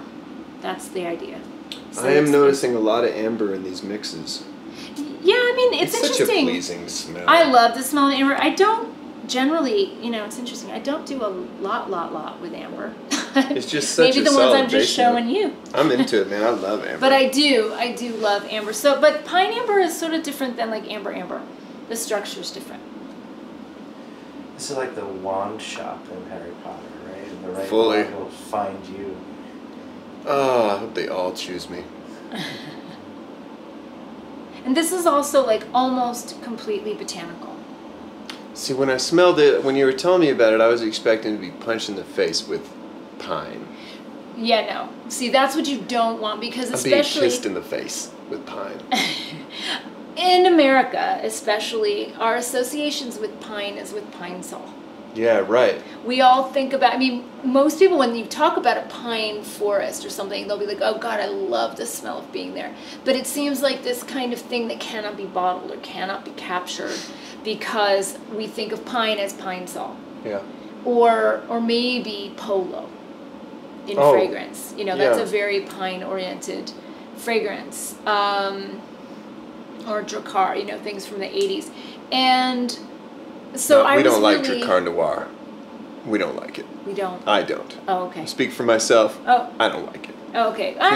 Just go roll around in a barbershop for 20 minutes or something. I have mixed feelings. I don't love it. I don't hate it.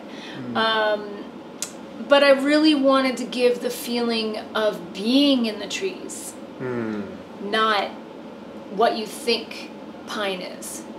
Right? It's not piney. No, this smells like an atmosphere, not just putting your face in a fucking tree. Right. Yeah. Yeah. This smells like the whole atmosphere. That's what the Lorax smells like. Yeah, right. Speak for the trees. Get that phone if you need to. It's Monday. I don't answer the phone on Monday. Good for you. I'm closed. I'm technically closed. Oh, it's of course. So this is my creative day. All right, on. Thank you for letting us barge in. And it's fine. Absolutely. That's why nobody's bothering us, and I'm not answering the phone. I don't answer the phone on Monday. Oh, look at him. Look at him appreciate that smell. He's got such a happy face. It's good, isn't it? Good. Yeah, I love this one. It's nice because it really does smell like a whole atmosphere, a whole area. Yeah. Some of these I smell like they're a bouquet of flowers with different ingredients I'm putting my face in. Mm-hmm. This smells like I'm in a place. I don't have my face in anything. Right. Yeah, that's definitely the effect. It's working on me. Oh. This is amazing. Man, we got music. I'm so easily turned on, I guess, but this is I'm just in heaven smelling all this stuff. Well, this is my heaven for sure. Thank you for letting us come visit your heaven. Yes, absolutely. So while we're on this one, I think a nice segue. I'll do some because I wanted to show you some of the botanicals because I was talking about sort of the intricacy that I like to bring to botanical designs. And they're difficult, which is something I like about them. So this is another one. This is more like an eau fraiche, eau de cologne structure, Colorado style, from my garden with tomato. With tomato. With tomato. Man. So this is a green tomato leaf eau de cologne. I often smell a little tomatoey because I have a garden at my place. And I'm eating tomatoes out of there every day. Yeah. And I'll reach in there for the stuff and whatever. I've got lemon thyme in my garden, several roses, a bunch of different lavenders, sage, holy basil. Yeah, I love that. That's a fragrance I'm just discovering. And I'll have to pull one. I have one with sulfur. Do you really? Mm-hmm. Man, it's got this stuff at my place. I don't know if this is true of all holy basil, but it's a mature plant now. And it almost has like a bubblegummy sweetness to it. It just, I should have brought you a little bouquet. Maybe I'll swing by another day with one. Okay. But, oh my God. I have to say, tomato leaf absolute, it's a relatively new natural on the market, and I just love that stuff. I do too, and it's very upfront in this fragrance. Yeah. It's definitely meant to be a green tomato eau de cologne botanical fragrance. So it's called summer cologne. It's actually an eau de parfum strength, so it's not like in the light cologne strength. It lasts all day, probably. So, well, because it's all botanical, probably 5 or 6 hours. Really? Yeah. Mm-hmm. Even at parfum density, huh? Mm-hmm. Oh. Yes. I love that smell. I do too. It's tomato. Who knew, mm-hmm. dude? Tomato greens and whatever. Just. Yeah. Some days I get pissed off because I'll like put on a fragrance. I'll go out and get my tomatoes. My hands will smell like tomato, and I'll be like this better than what I'm wearing. You know what I mean? Now you got it.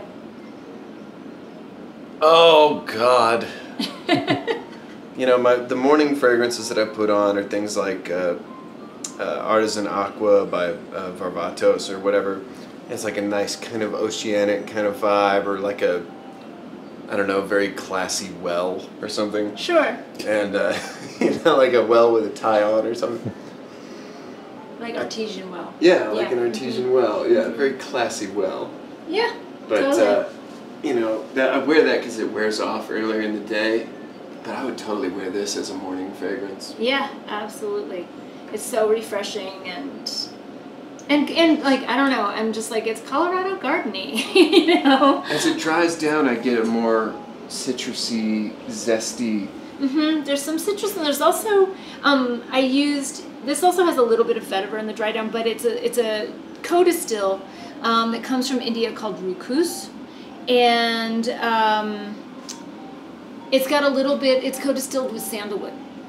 Okay. So you get, so co-distills are totally fascinating. Yeah, what is that? I don't know. So it's basically, you know, if you were going to get, say, an essential oil of sandalwood or an essential oil of vetiver, you would just put that botanical into your distillation unit and let her go. And you just let it run through its entire distillation. You get all the components of the molecules, all of them collect on the other side, and you get your essential oil and your distillate water on the other side.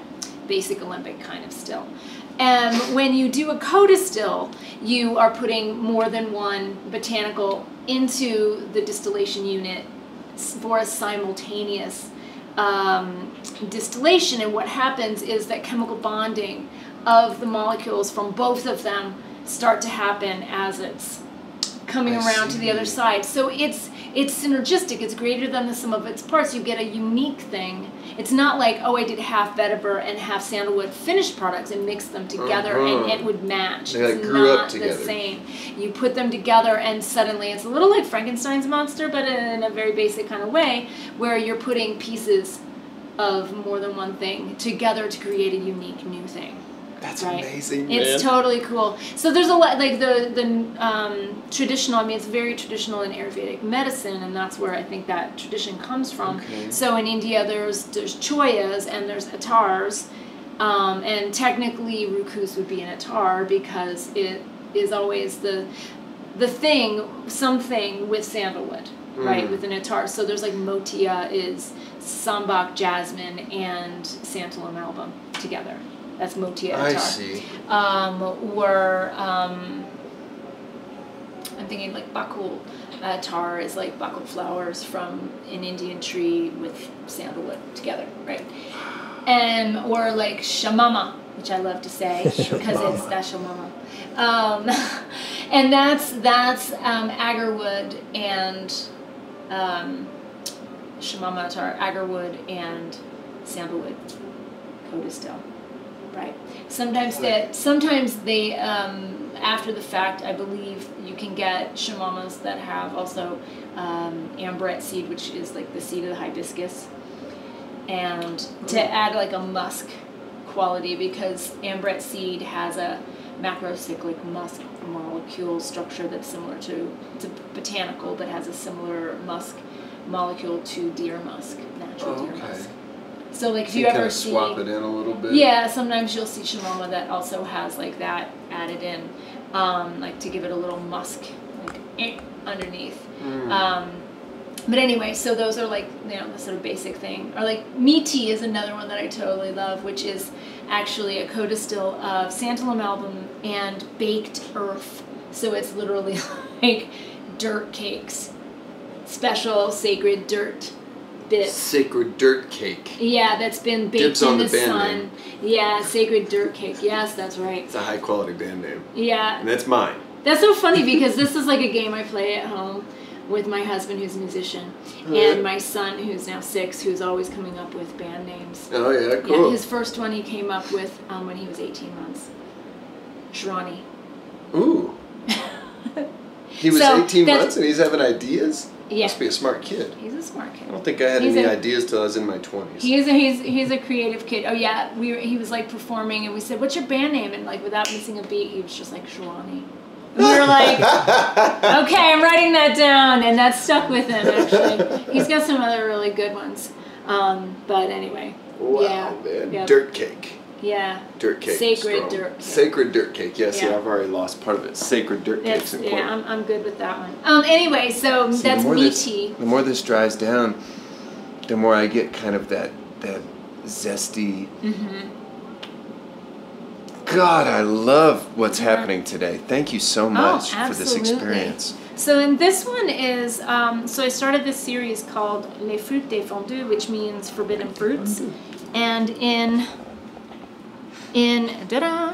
this one is one of them. This is Figue Interdit, and this is another all botanical fig. So fig leaf and fig fruit. Whoa, much different smell. Yeah.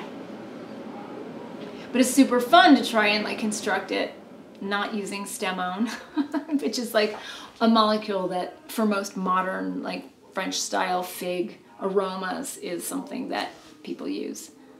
So to create it without that handy dandy molecule that does it, this fragrance, it's tricky. Boy, I feel mystified by this. I can't pull the parts apart in my mind. It all smells like cohesive. Excellent. Very cohesive. That is one of the.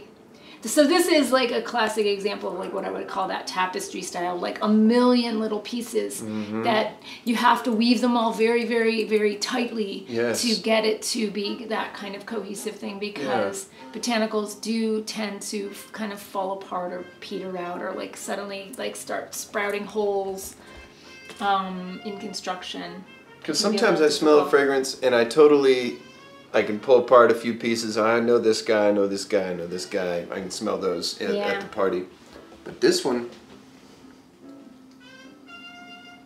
I'm not even sure that I can tell what's in it. I know that I get a kind of dark sugariness happening, but also there's some kind of a bright, not astringent kind of smell, but it's a little bit abrasive on the top. It just sort of like... So when you say abrasive, I'm like, oh, this is good because I'm getting the texture right. Because if you go feel that fig tree, go feel its leaves. Is it rough? Yeah. It is. Okay, it's scratchy, but it's this juxtaposition of like the green leaf with the sweet fruit, with the scratchy leaf, scratchy texture, even on like a fresh fig's like outer skin, but then the sap inside is milky. Yeah, see, I get those components. I could not tell you what the pieces are, but that image is painted well in my mind with this good. Because that's what I was trying to communicate, was like the portrait of the fig and the fig tree and its relationship. And then also like the fact that it's one of the like forbidden, like it's from antiquity, like associated with like male sexuality, in general. Fig? Fig, yeah. Well, they kind of look like testicles. Oh yeah, I guess they do, right? So I think that's the thing that, you see them hanging on a tree. Yeah, They're that evocative. Makes sense. Yeah, it is. I do smell. It gives off a masculine vibe. It's got sweetness. Yeah, I mean, I definitely experienced that fig tree as male. I don't know why. Is that a fig tree right there? Right there, yeah. That fig tree. It won't fig for me for a while. It needs to be bigger before it will fruit. But that's all right. Let me just skip over a joke that occurred to me about that. Let me just skip right over it. Yeah, okay. God, I love that. Boy, I love what you make. Thank you. Excellent.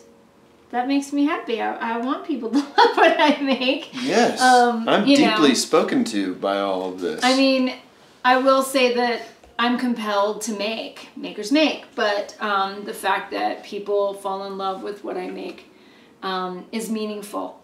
And I want to make things that make you feel good, make you feel sensuous, make you feel anything, really. I want you to feel. Yeah. I feel transported, by a lot of these, just sort of like brought to this beautiful space in my own mind, a space where I'm like really appreciating my present moment and tasting the world, Yeah. Little basking going on. Excellent. Well, and so you might have noticed that like one of the things that I'm trying to communicate, especially in like the work I've been doing the last few years, is texture. So, because I am synesthetic, and so I smell in color and I sort of see shapes, but I also really sense texture in scent, and I really want to communicate that. And so I've been coming up with these different ideas, like from the like pithy albino to chinchilla being, you know, a silky soft fur, to foxy being a more rough fur. Yes. And then the fig having those like dynamic, you know, range of like, it does this texture and that. It's like sappy and sticky, and it's sweet and it's scratchy, and it's, you know, many, many things. So this one is called Paper White. Oh, I've read about this on your Instagram. And this one is really fun because, so it's a narcissus. It's a bit of a portrait, but a sort of like, not as an abstracted portrait, I guess I would say. So what do you mean by narcissus? So narcissus is a flower, so in the daffodil family. And there is one that is called Paper White. That's its colloquial name. And I wanted to do a narcissus, but it's something kind of interesting. And so I also got this idea of like, what would a paper flower smell like? So I love this person. So this is like this combination of two ideas together. Like, so there's a paper white narcissus and it's a paper flower simultaneously. And hopefully I've conveyed that textural quality of paper. That's insane. And the feeling of it's a paper flower narcissus, but it really does also smell like narcissus. My mind is fucking blown by this one. Yes, I am smelling beautiful paper. And I think artists would especially know this. Yes. Because part of engaging in our art materials, like I don't know of any artist who doesn't love art supplies. Love art supplies! Or as a book reader, a collector, I love to sniff books. Me too. There's something me in too. there. I love books. I'm actually here, Peter, working put on your snoot on that. something that has a little bit of a like old book thing going on. Oh man, Peter here is an author. Yeah. Yeah. Love. Basements full of books. Oh my God, yes. So, smells like a flower, smells like paper. Motherfucker, you asked me how paper smells, and I'm gonna say I don't know, but I love it. This is it. This doesn't smell like the inside of a book, but it smells like a cousin to that smell. That's one of the more pleasurable smells I get in the world, is the inside of an old book. You know, I have this old Harvard collection of mystical writings or whatever from like 1910. You know, crack that thing open and it just smells like history or something, like a print shop or something. But this is a much more floral approach. Boy, I love it. I'd wear this. And it's very, like, again, like, you know, with this idea of like flowers for men, it's not part of that series, but it's very male friendly. Yes. You know, it definitely smells great on guys, and it's not like, does not come off as prissy. No, very clean, very fresh. Day like today, totally wear this. Oh my God, that is wonderful. That's Paper White? That's Paper White. Yeah, you need to check that out. Paper White. Paper White. I'll give you a little. My God. Yeah. It's so... there's like a juiciness happening kind of in the background. It's like a stack of beautiful, clean, white, juicy paper. Well, there's like, you know, really, really nice printmaking paper. Yes. I mean, I love to paint on printmaking paper. You know, it's amazing. And yeah, I think that excellent art paper, and rice paper too, it's ineffable. I can't even really describe the sense of beauty that those kinds of papers have. I can't either, but you are pushing my beauty button so hard today. I'm gonna have to spend the rest of the day recovering. I'm going to complain to my podcasting partner tonight about it.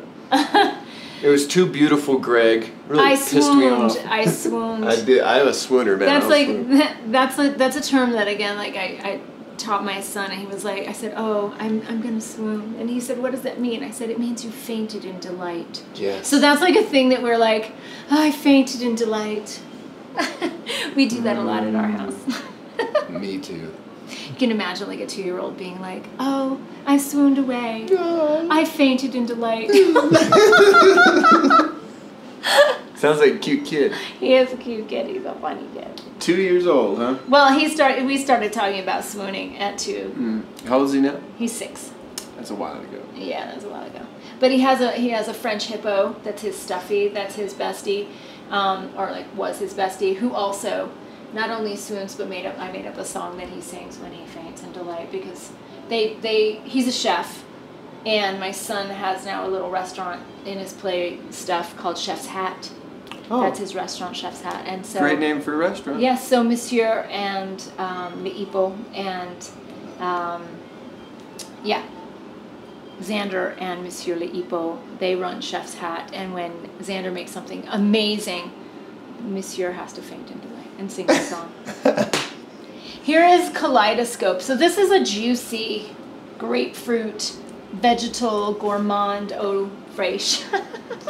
What's so wonderful about sniffing so many of these in a row is realizing the diversity of fragrance. I noticed like there was a few earlier that had sort of that kind of sour citrusy thing on top, the grapefruit kind of a chord, but it's fun to smell that in a different context. Absolutely. I almost get a little bit of that same vibe I got from the tomato plant kind of a smell. Right. Yeah. This one also has like a lettuce accord. Okay, that's what I'm smelling. But it's supposed to be more like Boston lettuce, like Bib lettuce. More than like this one's more. The Verte Noir is more crunchy, like romaine. Has that leathery, bitter quality, and this one's a little sweeter, so has that like soft, delicate texture, but lettuce. And then jasmine. So this is probably the most floral. This has jasmine and orange blossom and grapefruit with that kind of lettucey. Golly, I'm just so overwhelmed. Good. Yeah. In a good way. You might swoon. In the best way. I'm constantly in the state of swooning. Constant swooner. Oh, I love everything I've smelled today. My God, the diversity. Right. From the Egyptian stuff, which was so dark and complex over there, to this more greenery-oriented things, the white paper. Paper white. Paper white. Yeah. and the animalics, and then... Yes, talking about different types of fur. I'm so glad we got to do this today. Me too. And then I'll give you one last one while we're over here. This is called Je suis la lune. I brought this over just because we were talking about jasmines that can feel overdone. And so, I've been on this kind of moon kick. I've started a collection called Nocturnes. This is the first one that's part of my Nocturne series. And it's meant to be a completely non-indolic jasmine. So like creamy like a pearl, like literally the full moon as pearl in the sky, tropical jasmine, creamy. My man Peter's got a moon thing.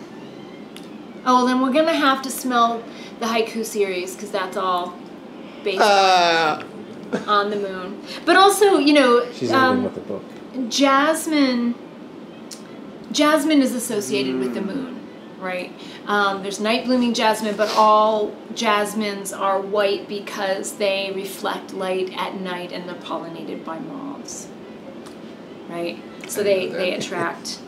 I mean, they're probably also pollinated by bees because they're sweet smelling. Sure. But that's amazing. I didn't even know it was associated with the moon. I don't know anything about plants really very much.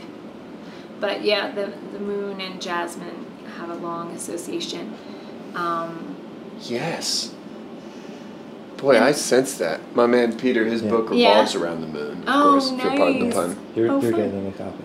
Sure. Good. Oh, thank you. I'm a very, very. Oh my God, even more. Then I have to ask you: have you seen this animated movie called Lune? It's Lune. You have to, because it's beautiful. It's on Netflix. You could probably just see it on Netflix. Lune, and it's. I don't want to tell you too much, but it's about this world where there's a guardian of the moon and a guardian of the sun, and they carry them, you know, sort of, they have like these... Oh, I have seen this. Have you seen this? That's and wonderful. The inside the chains moon, and, and like you play it like, and all the little spiders, oh my God, and it's so beautifully done. Unbelievably beautiful. Anyway, I was going to say, if you're a moon lover, you have to see that movie. I love this fragrance. I do get a nice sweet evening vibe from it. Yeah, and literally has none of the, like, remember in Rendezvous, I mean, this is all about the jasmine and its indole content. So it has, like, indole shares, or what am I trying to say? Jasmine and, say, civet share that kind of indole. Tropical flowers, gardenia, tiare, tuberose, jasmines have varying amounts of this component called indole, and it's got that kind of like civety, animalic, a little bit like urine, you know, thing that people are attracted to in varying amounts also. You know, like we are hardwired for that sort of thing. But this is meant to be like none of that. So a jasmine for people who do not want that. Yeah, because all of the... Seems like a lot of the really sharp, abrasive things we were talking about jasmine earlier, a lot of that seems pulled out of this, and it seems like just kind of the warm heart of it. Right, just the warm, floral, round, again, like trying to evoke milky, yes, you know, with that pearl reference. And tropical, like I also feel like, you know, pearls and oysters and the sea and the moon and tropics all kind of somehow tie in together in my mind. God damn it. It's okay, beautiful. Well then I have to pull 4 more. You're beautiful. I know we have a lot to... Have you got a little restroom I can borrow? I do. Yeah, let me show you. Please. I got about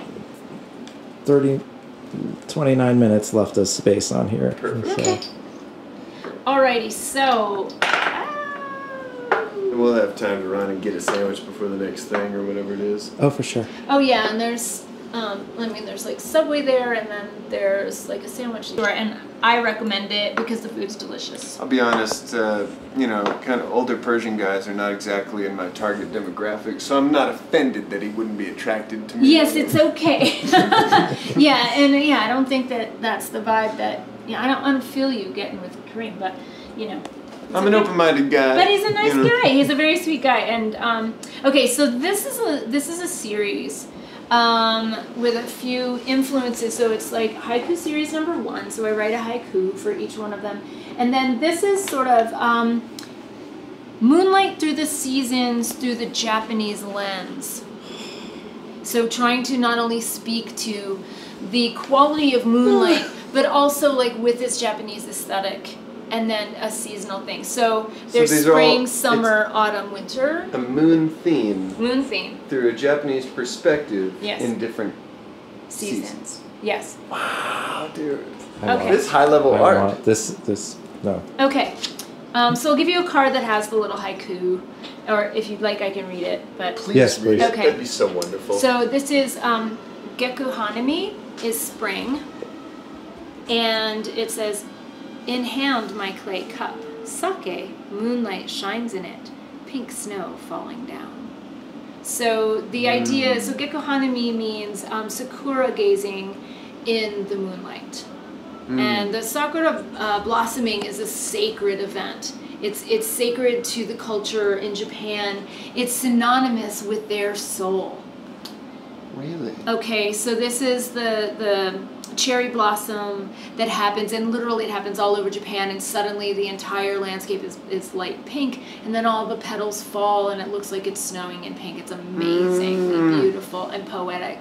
And the idea is sort of like when it's in blossom, it's like the epitome of their soul reaching its highest beauty. And then the fact that death always comes. Yes. You know, so that kind of like, oh yes, and then there's death. It brings you into the moment because soon the flower will be gone. Right. It represents your soul because it's the same kind of thing. Right, and it's only like maybe 5 days long every year. So also, you know, the first time I went to Japan, it was very sort of fortuitous because we didn't plan it this way, but we happened to get there during Sakura. So, you know, it's a big deal. Like you're coming for the first time and you like happen to just come when the blossoms are happening. It's an amazing thing. That's amazing. So this is Sakura gazing in the moonlight.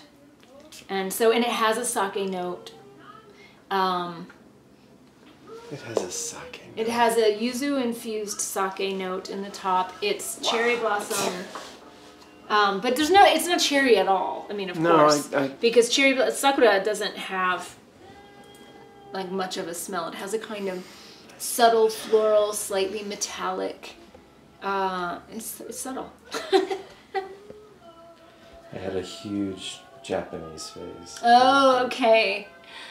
So this will really speak to you. Ketsumi no Michi, the Moonlit Path, might be the name of book 2.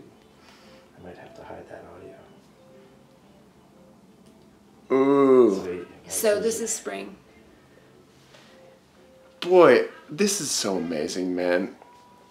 I don't know what I was really expecting coming in here, but I'm so glad we got what we got. This is amazing. How on the map do you want to be? How on the map? Yeah. I want to be on the map. I mean, like, this is I love to share. I mean, that's what it really comes down to is I love to share my love for the art form. I love to share with other people who love to smell. I love to be a part of scent culture and the sort of elevation of scent culture. So I'm all about it. All right. Okay, so this is summer. Skio-en, which means moonlight garden. Summertime night walk. Full moon alights the garden. We breathe in beauty. We breathe in beauty. I think that was part of my intro today. I said, like, we're going to go huff some beauty. There we are. We've come full circle. Yeah. Okay. So this is summertime, so it's very humid. It's very green. It's very diffuse. Oh, it is. It's so humid and green. And one of the main notes is mugwort, amwa, which is actually a very important herb. I didn't know this. I sort of like intuitively felt it. And then when I was talking to my collaborators in Japan, I was mentioning it and they were like, oh, mugwort is huge in Japanese culture, especially for, say, bathing herbs and at onsen. So I was like, oh, well, that's cool. It's amazing that these can really put you in a space. You're a very strong communicator. This is all high quality art because I know I'm being communicated very specifically with through fragrance, which is such a fucked up idea. To be able to receive a message through a scent is such an amazing idea for me. And humans can do it. Yeah. Yeah. Yeah, humans absolutely can do it. Because animals already do that to some extent, and plants do it, but like, I don't know, when a high-level brain gets behind the driver's wheel of this stuff, it just seems like, boy, very high-level art is being made here. Thank you. Personal opinion. That is, well, a very high compliment I'll take. It's the highest I know. It's you know, I think that it's important to aspire. One doesn't always hit the level they're aspiring to, but it's important to aspire. I'm going to keep the moon ones separate. So Peter can get another little hit later. It is, isn't it? It's beautiful. Do you get the humidity? It smells like, like a hot day and some, I don't know. I have no vocabulary for any of this as a writer, for this side of the world. You're certainly not alone. I mean, that's why I have to keep making analogies too, is because there is no specific language. I mean, perfumers can talk about the chemistry and we can talk about certain facets, and communicate that way. But ultimately, in terms of just everyone speaking about fragrance, you have to borrow from other senses. We talk about light and dark, and we talk about high and low, and I talk about pitch, and I talk about, texture and shape making and line quality, and these are all things that I'm borrowing from visual art. But and some people get it, and some people struggle to understand sometimes when I'm trying to talk about it. Wait, I get it, man, and I'm so turned on. It's like when the language hits what you're experiencing, it crystallizes, and that like what I'm watching, what you've been experiencing too. You're like, yes, that's exactly, So it's a wonderful pairing. Oh, good. When I'm talking about it, a lot of times people say, I wouldn't have thought about it that way, but when you say it, bingo, yeah, I get it. It makes sense to me. So. Hate using the word bingo in a wonderful place like this. Oh, that's okay. God, I could just sit around and snort this stuff all day. It's so good. Okay, so autumn. So there is actually a festival in Japan called Tsukimi. This is my favorite season right here. So they literally have festivals, and people do gatherings, just as like people do at the sakura time. People would take a picnic and sit under the sakura and just gaze at it and watch it happen. And the same thing with moon viewing or moon gazing. There's a festival, that is what Tsukimi means, moon viewing. And it happens in the autumn, and it's part of respecting the harvest and the shifting of the season. So outside, the full moon, falling leaves in cool night air, within the warm glow.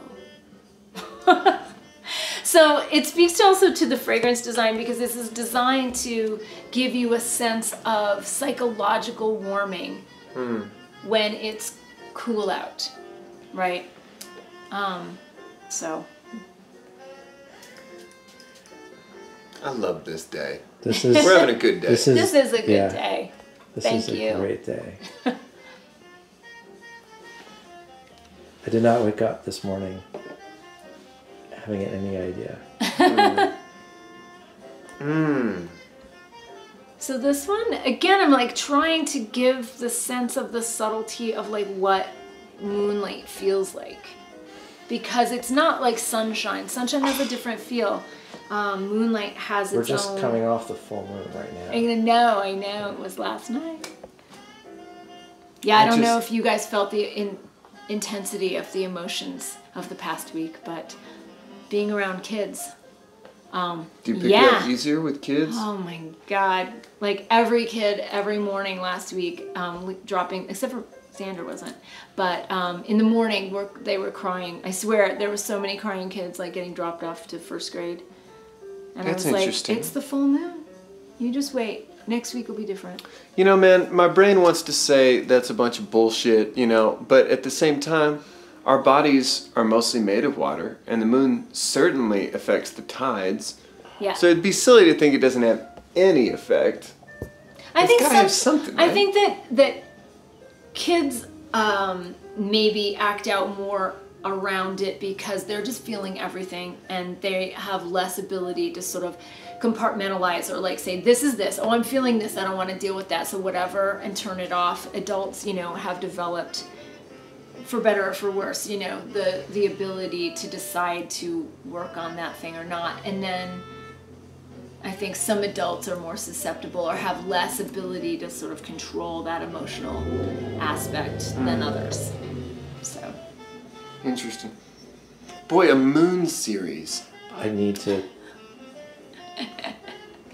Yeah. You're pushing us, man. You're pushing our buttons. This is this is blowing my mind. Yeah. It's the universe. It's connectivity. It's magic.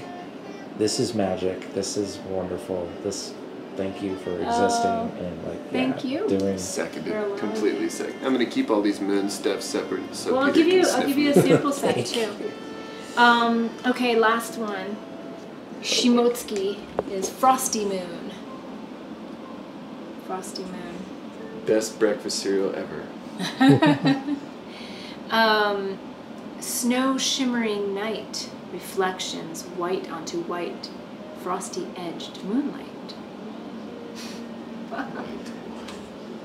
So imagining everything's covered in white and it's sparkly because it's nighttime. I don't know if you've ever noticed, you know, the shimmery quality of glistening snow. So, and then it's white light onto a white surface.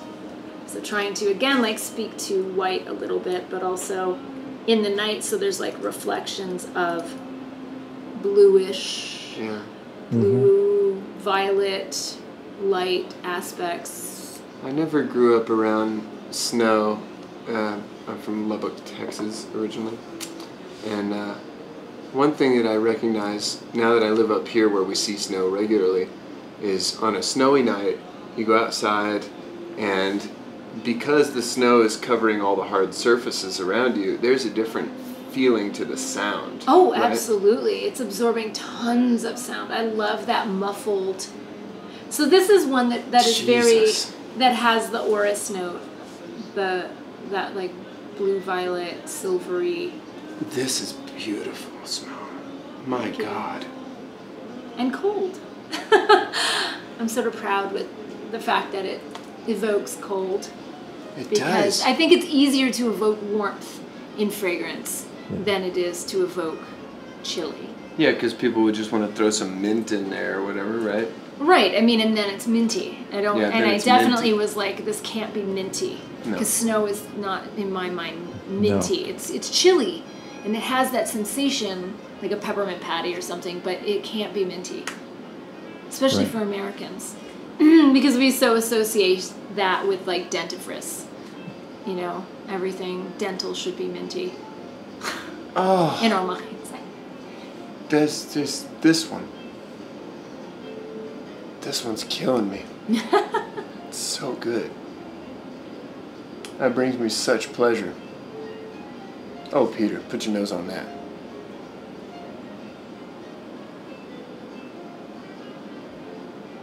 Moons. Happy. It's so unique. Yeah. It's almost got that kind of figgy sweetness to it, but it's...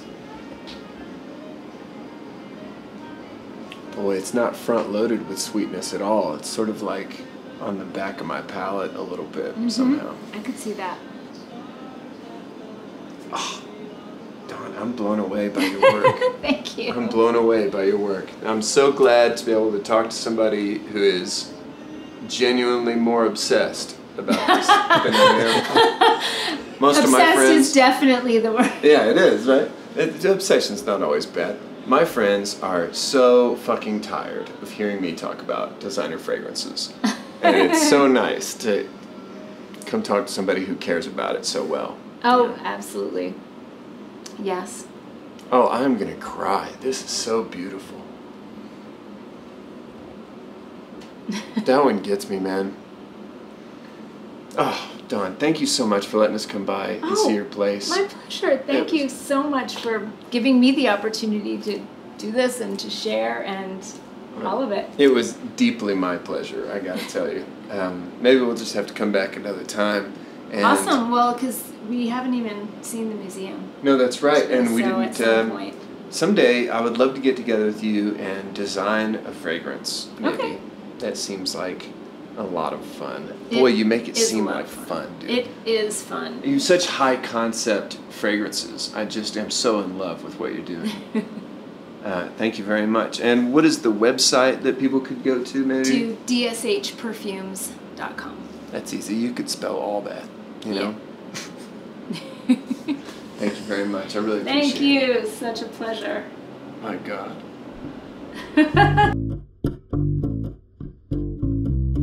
See, wasn't that an awesome episode? It was long, but it was good. It was good.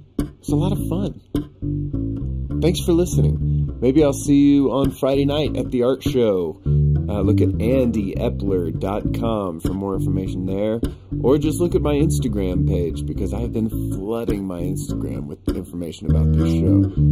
At Ando the Artist. Hit me up. Check it out. Come out. Come see. Come do. Come be part. It's going to be fun. I love you.